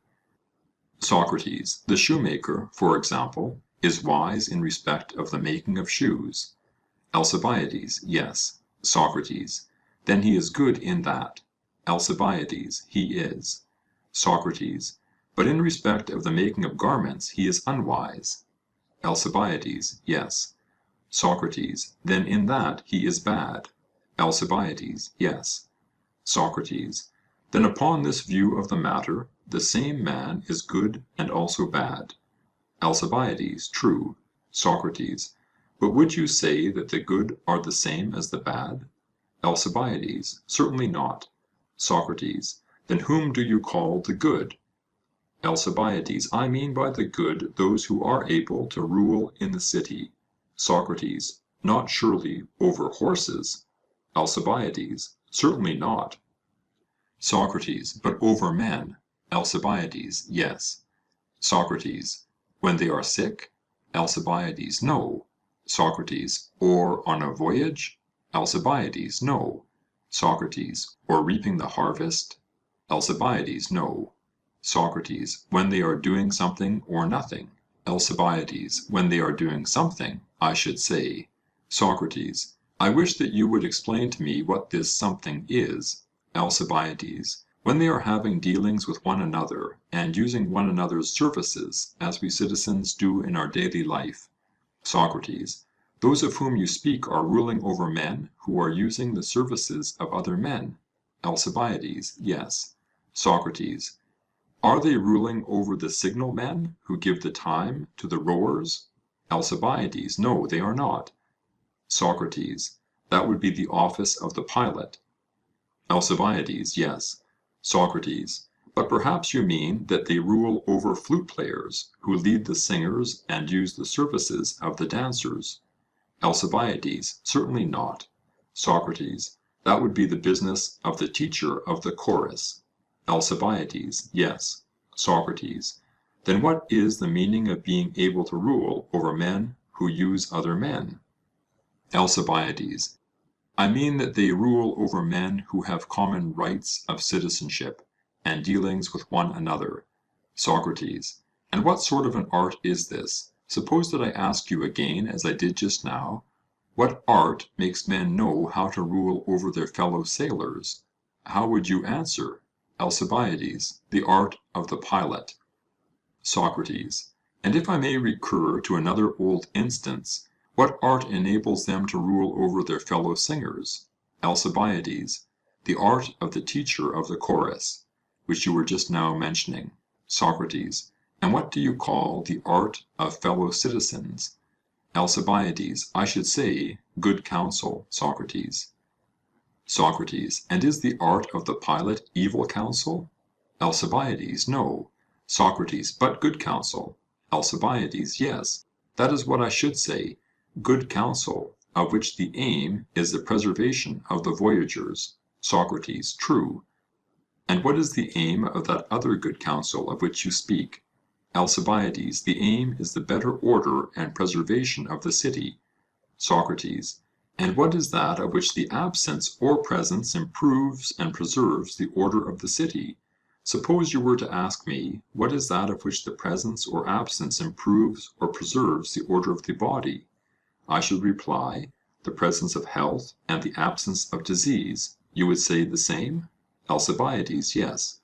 Socrates: And if you were to ask me the same question about the eyes, I should reply in the same way, the presence of sight and the absence of blindness.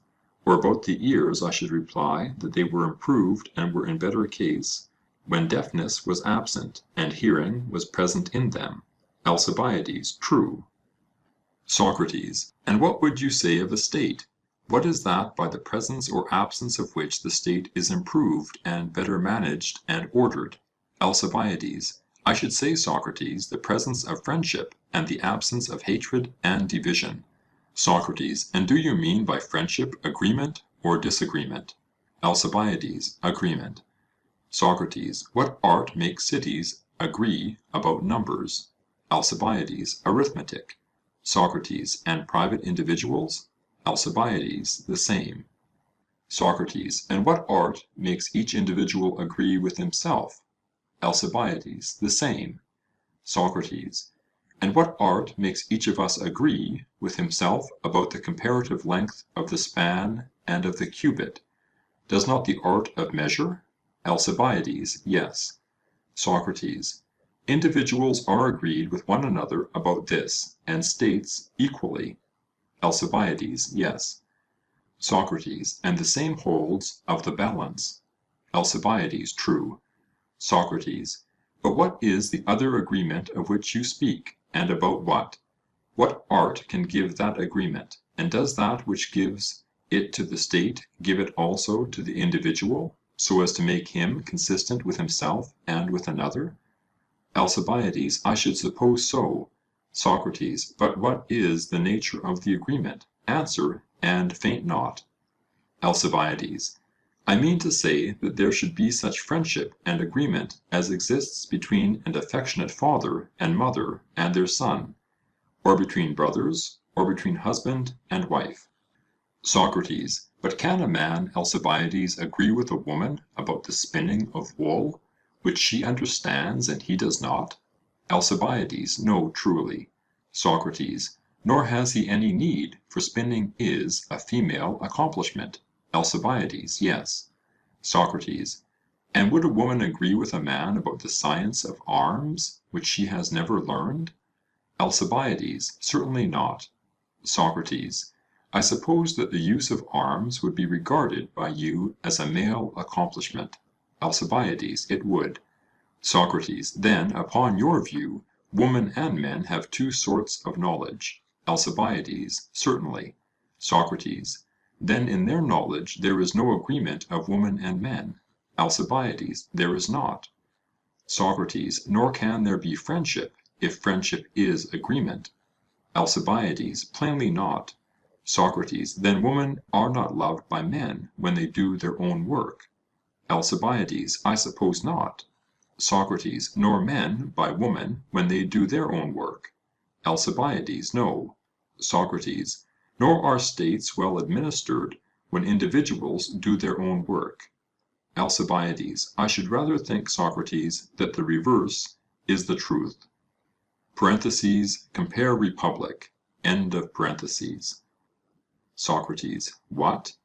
Do you mean to say that states are well administered when friendship is absent, the presence of which, as we were saying, alone secures their good order? Alcibiades. But I should say that there is friendship among them, for this very reason, that the two parties respectively do their own work. Socrates. That was not what you were saying before. And what do you mean now by affirming that friendship exists when there is no agreement? How can there be agreement about matters which the one party knows and of which the other is in ignorance? Alcibiades. Impossible. Socrates. And when individuals are doing their own work, are they doing what is just or unjust? Alcibiades. What is just? Certainly. Socrates. And when individuals do what is just in the state, is there no friendship among them? Alcibiades. I suppose that there must be, Socrates. Socrates. Then what do you mean by this friendship or agreement, about which we must be wise and discreet in order that we may be good men? I cannot make out where it exists or among whom. According to you, the same persons may sometimes have it and sometimes not.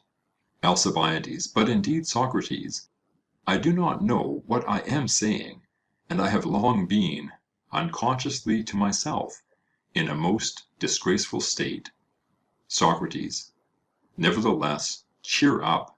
At 50, if you had discovered your deficiency, you would have been too old, and the time for taking care of yourself would have passed away. But yours is just the age at which the discovery should be made. Alcibiades. And what should he do, Socrates, who would make the discovery? Socrates. Answer questions, Alcibiades, and that is a process which, by the grace of God, if I may put any faith in my oracle, will be very improving to both of us. End of Part 3. Section 4 of Alcibiades I by Plato. Alcibiades. If I can be improved by answering, I will answer. Socrates. And first of all, that we may not peradventure be deceived by appearances, fancying perhaps that we are taking care of ourselves when we are not. What is the meaning of a man taking care of himself? And when does he take care? Does he take care of himself when he takes care of what belongs to him? Alcibiades. I should think so. Socrates. When does a man take care of his feet? Does he not take care of them when he takes care of that which belongs to his feet? Alcibiades. I do not understand. Socrates. Let me take the hand as an illustration. Does not a ring belong to the finger, and to the finger only? Alcibiades. Yes.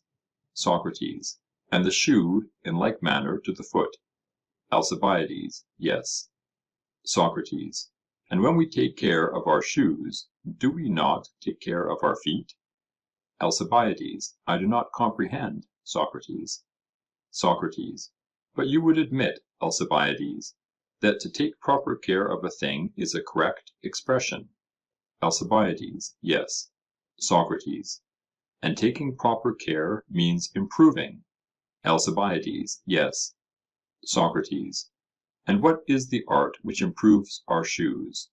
Alcibiades. Shoemaking.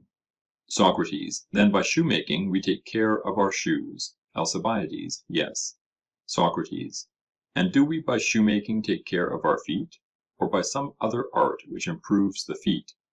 Alcibiades. By some other art. Socrates. And the same art improves the feet which improves the rest of the body? Alcibiades. Very true. Socrates. Which is gymnastic? Alcibiades. Certainly. Socrates. Then by gymnastic we take care of our feet, and by shoemaking of that which belongs to our feet? Alcibiades, very true. Socrates, and by gymnastic we take care of our hands, and by the art of graving rings of that which belongs to our hands. Alcibiades, yes. Socrates, and by gymnastic we take care of the body, and by the art of weaving and the other arts we take care of the things of the body. Alcibiades, clearly. Socrates, then the art which takes care of each thing is different from that which takes care of the belongings of each thing. Alcibiades, true. Socrates, then in taking care of what belongs to you, you do not take care of yourself. Alcibiades, certainly not. Socrates, for the art which takes care of our belongings appears not to be the same as that which takes care of ourselves. Alcibiades, clearly not. Socrates, and now let me ask you, what is the art with which we take care of ourselves? Alcibiades, I cannot say. Socrates, at any rate, thus much has been admitted, that the art is not one which makes any of our possessions, but which makes ourselves better. Alcibiades, true. Socrates, but should we ever have known what art makes a shoe better, if we did not know a shoe? Alcibiades, impossible. Socrates, nor should we know what art makes a ring better, if we did not know a ring. Alcibiades, that is true. Socrates, and can we ever know what art makes a man better, if we do not know what we are ourselves? Alcibiades, impossible. Socrates, and is self-knowledge such an easy thing, and was he to be lightly esteemed who inscribed the text on the temple at Delphi? Or is self-knowledge a difficult thing, which few are able to attain? Alcibiades, at times I fancy, Socrates, that anybody can know himself. At other times the task appears to be very difficult. Socrates, but whether easy or difficult, Alcibiades, still there is no other way. Knowing what we are, we shall know how to take care of ourselves, and if we are ignorant, we shall not know. Alcibiades, that is true. Socrates, well, then, let us see in what way the self-existent can be discovered by us. That will give us a chance of discovering our own existence, which otherwise we can never know. Alcibiades, you say truly. Socrates, come now, I beseech you. Tell me with whom you are conversing, with whom but with me. Alcibiades, yes. Socrates, as I am with you? Alcibiades, yes. Socrates, that is to say, I, Socrates, am talking. Alcibiades, yes. Socrates, and Alcibiades is my hearer. Alcibiades, yes. Socrates, and I, in talking, use words. Alcibiades, certainly. Socrates, and talking and using words have, I suppose, the same meaning. Alcibiades, to be sure. Socrates, and the user is not the same as the thing which he uses. Alcibiades, what do you mean? Socrates, I will explain. The shoemaker, for example, uses a square tool, and a circular tool, and other tools for cutting. Alcibiades, yes. Socrates, but the tool is not the same as the cutter and user of the tool. Alcibiades, of course not. Socrates, and in the same way the instrument of the harper is to be distinguished from the harper himself. Alcibiades, it is. Socrates, now the question which I asked was whether you conceive the user to be always different from that which he uses. Alcibiades, I do. Socrates, then what shall we say of the shoemaker? Does he cut with his tools only, or with his hands? Alcibiades, with his hands as well. Socrates, he uses his hands too? Alcibiades, yes. Socrates, and does he use his eyes in cutting leather? Alcibiades, he does. Socrates, and we admit that the user is not the same with the things which he uses. Alcibiades, yes. Socrates, then the shoemaker and the harper are to be distinguished from the hands and feet which they use. Alcibiades, clearly. Socrates, and does not a man use the whole body? Alcibiades, certainly. Socrates, and that which uses is different from that which is used. Alcibiades, true. Socrates, Then a man is not the same as his own body. Alcibiades, that is the inference. Socrates, what is he then? Alcibiades, I cannot say. Socrates, nay, you can say that he is the user of the body. Alcibiades, yes. Socrates, and the user of the body is the soul? Alcibiades, yes, the soul. Socrates, and the soul rules. Alcibiades, yes. Socrates, let me make an assertion which will, I think, be universally admitted. Alcibiades, what is it? Socrates, that man is one of three things. Alcibiades, what are they? Socrates, soul, body, or both together, forming a whole. Alcibiades, certainly. Socrates, but did we not say that the actual ruling principle of the body is man? Alcibiades, yes, we did. Socrates, and does the body rule over itself? Alcibiades, certainly not. Socrates, it is subject, as we were saying. Alcibiades, yes. Socrates, then that is not the principle which we are seeking. Alcibiades, it would seem not. Socrates, but may we say that the union of the two rules over the body, and consequently that this is man? Alcibiades, very likely. Socrates, the most unlikely of all things, for if one of the members is subject, the two united cannot possibly rule. Alcibiades, true. Socrates, but since neither the body nor the union of the two is man, either man has no real existence, or the soul is man. Alcibiades, just so. Socrates, is anything more required to prove that the soul is man? Alcibiades, certainly not. The proof is, I think, quite sufficient. Socrates, and if the proof, although not perfect, be sufficient, we shall be satisfied. More precise proof will be supplied when we have discovered that which we were led to omit, from a fear that the enquiry would be too much protracted. Alcibiades, what was that? Socrates, what I meant when I said that absolute existence must be first considered. But now, instead of absolute existence, we have been considering the nature of individual existence, and this may perhaps be sufficient. For surely there is nothing which may be called more properly ourselves than the soul. Alcibiades, there is nothing. Socrates, then we may truly conceive that you and I are conversing with one another soul to soul. Alcibiades, very true.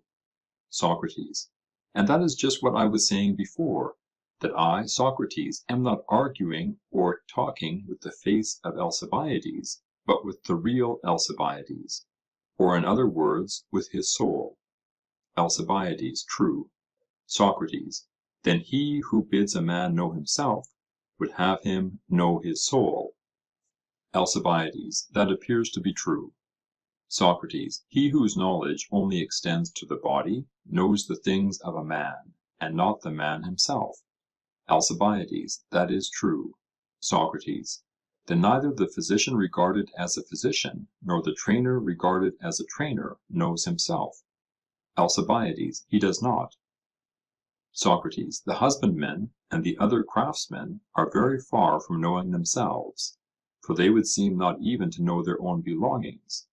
When regarded in relation to the arts which they practice, they are even further removed from self-knowledge, for they only know the belongings of the body, which minister to the body. Alcibiades, that is true. Socrates, then if temperance is the knowledge of self, in respect of his art none of them is temperate. Alcibiades, I agree. Socrates, and this is the reason why their arts are accounted vulgar, and are not such as a good man would practice. Alcibiades, quite true. Socrates, again, he who cherishes his body cherishes not himself, but what belongs to him.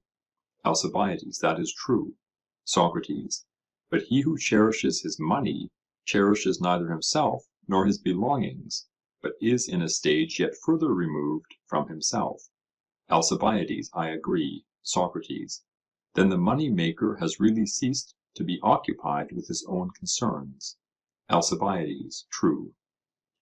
Socrates, and if any one has fallen in love with the person of Alcibiades, He loves not Alcibiades, but the belongings of Alcibiades.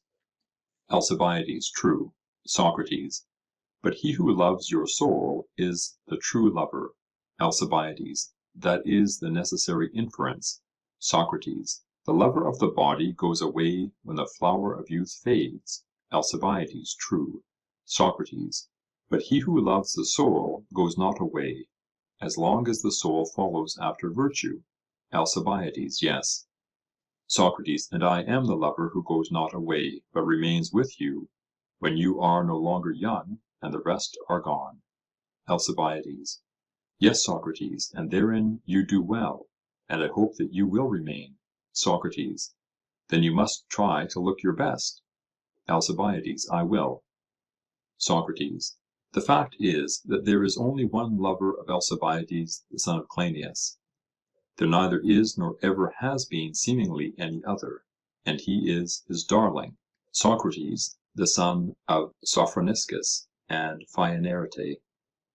Alcibiades, true. Socrates, and did you not say that if I had not spoken first, you were on the point of coming to me and inquiring why I only remained?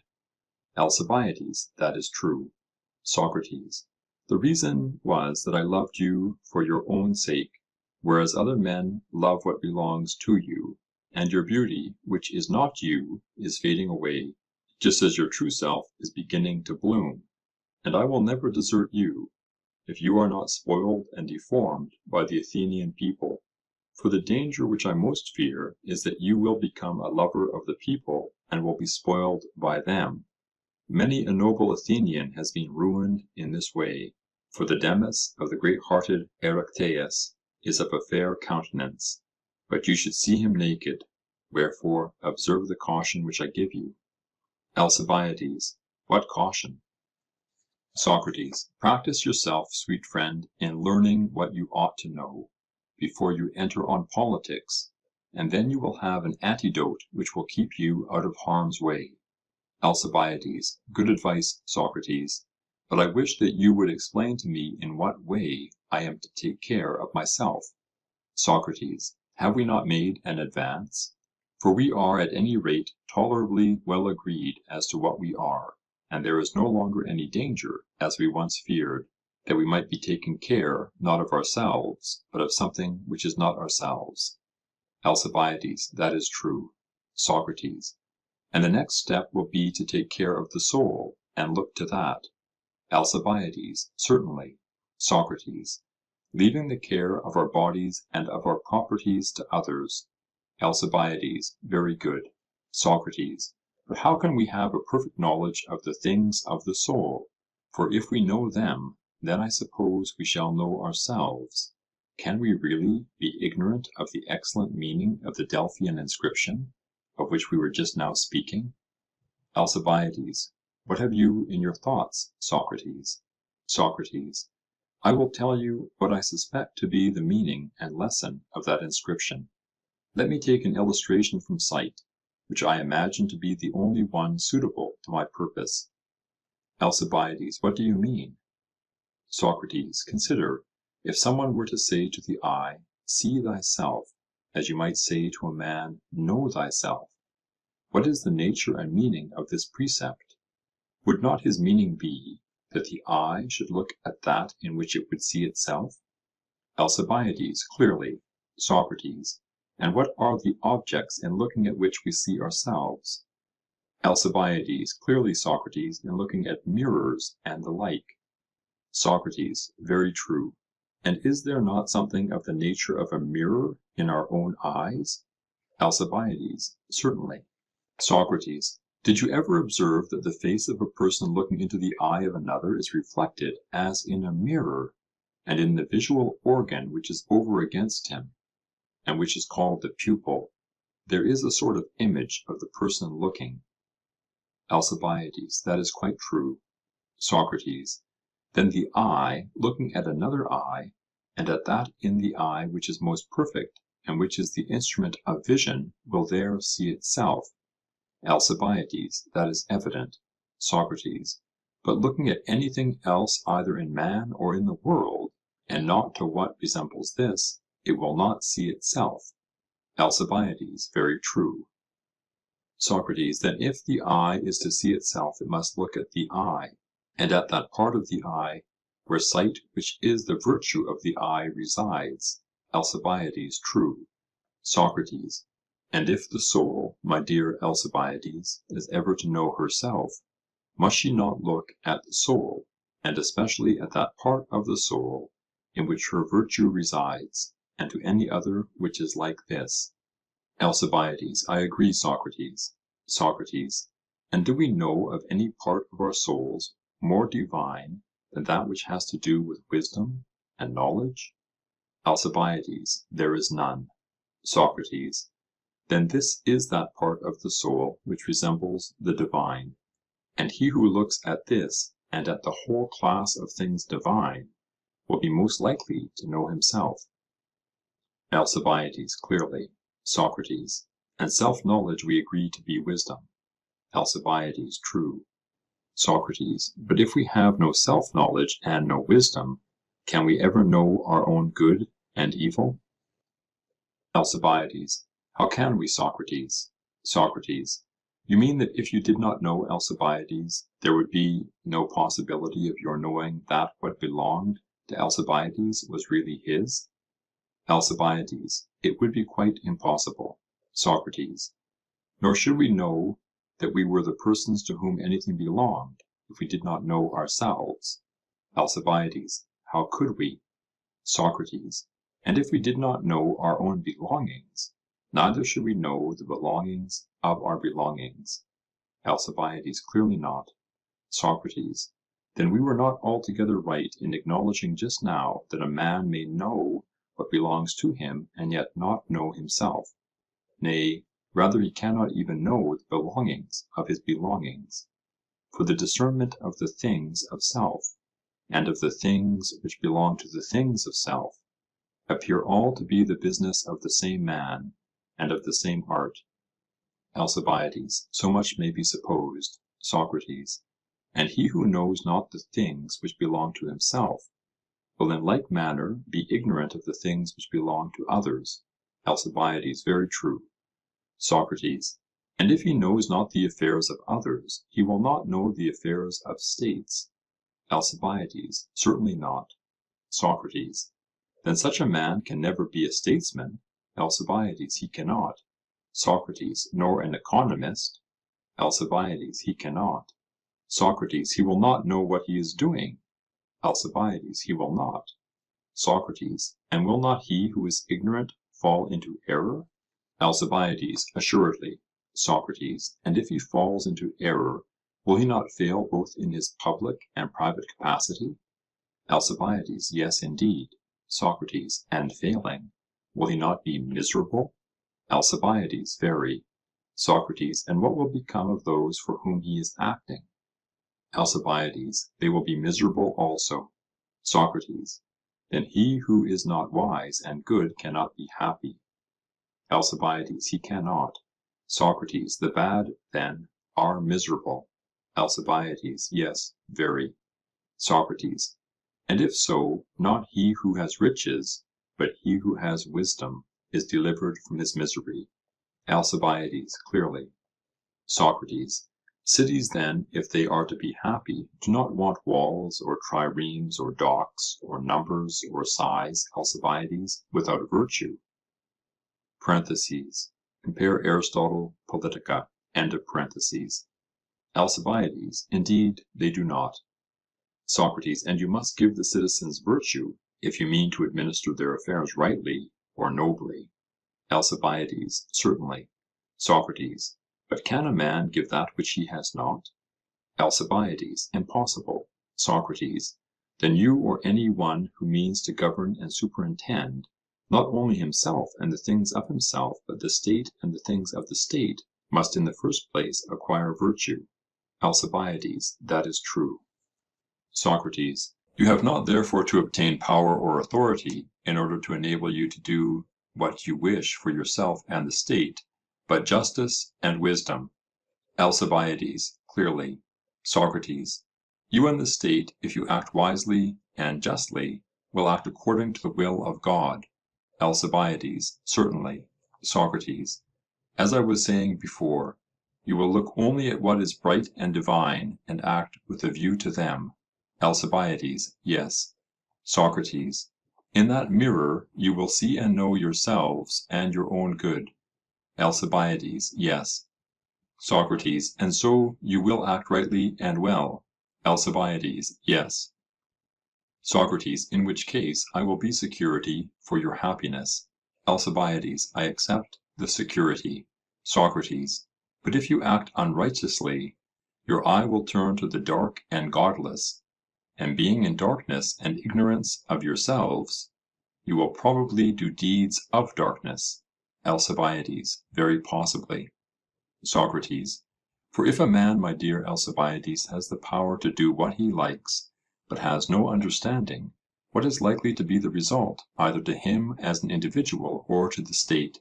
For example, if he be sick and is able to do what he likes, not having the mind of a physician, having moreover tyrannical power, and no one daring to reprove him, what will happen to him? Will he not be likely to have his constitution ruined? Alcibiades: That is true. Socrates: Or again in a ship, if a man having the power to do what he likes, has no intelligence or skill in navigation, do you see what will happen to him and to his fellow sailors? Alcibiades: Yes, I see that they will all perish. Socrates: And in like manner in a state, and where there is any power and authority which is wanting in virtue, will not misfortune in like manner ensue? Alcibiades: Certainly. Socrates: Not tyrannical power, then, my good Alcibiades, should be the aim either of individuals or states, if they would be happy, but virtue. Alcibiades: That is true. Socrates: And before they have virtue, to be commanded by a superior is better for men as well as for children. Compare Aristotle, Politica. Alcibiades: That is evident. Socrates: And that which is better is also nobler. Alcibiades: True. Socrates: And what is nobler is more becoming. Alcibiades: Certainly.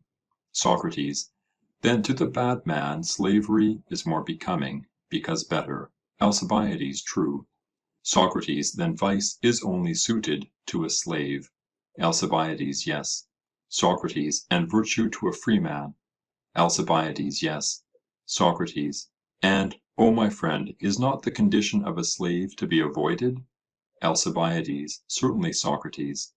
Socrates: And are you now conscious of your own state, and do you know whether you are a free man or not? Alcibiades: I think that I am very conscious indeed of my own state. Socrates: And do you know how to escape out of a state, which I do not even like to name to my beauty? Alcibiades: Yes, I do. Socrates: How? Alcibiades: By your help, Socrates. Socrates: That is not well said, Alcibiades. Alcibiades: What ought I to have said? Socrates: By the help of God. Alcibiades: I agree, and I further say that our relations are likely to be reversed. From this day forward I must and will follow you as you have followed me. I will be the disciple, and you shall be my master. Socrates: Oh, that is rare. My love breeds another love, and so like the stork, I shall be cherished by the bird whom I have hatched. Alcibiades: Strange but true, and henceforward I shall begin to think about justice. Socrates: And I hope that you will persist, although I have fears, not because I doubt you, but I see the power of the state, which may be too much for both of us. End of part 4.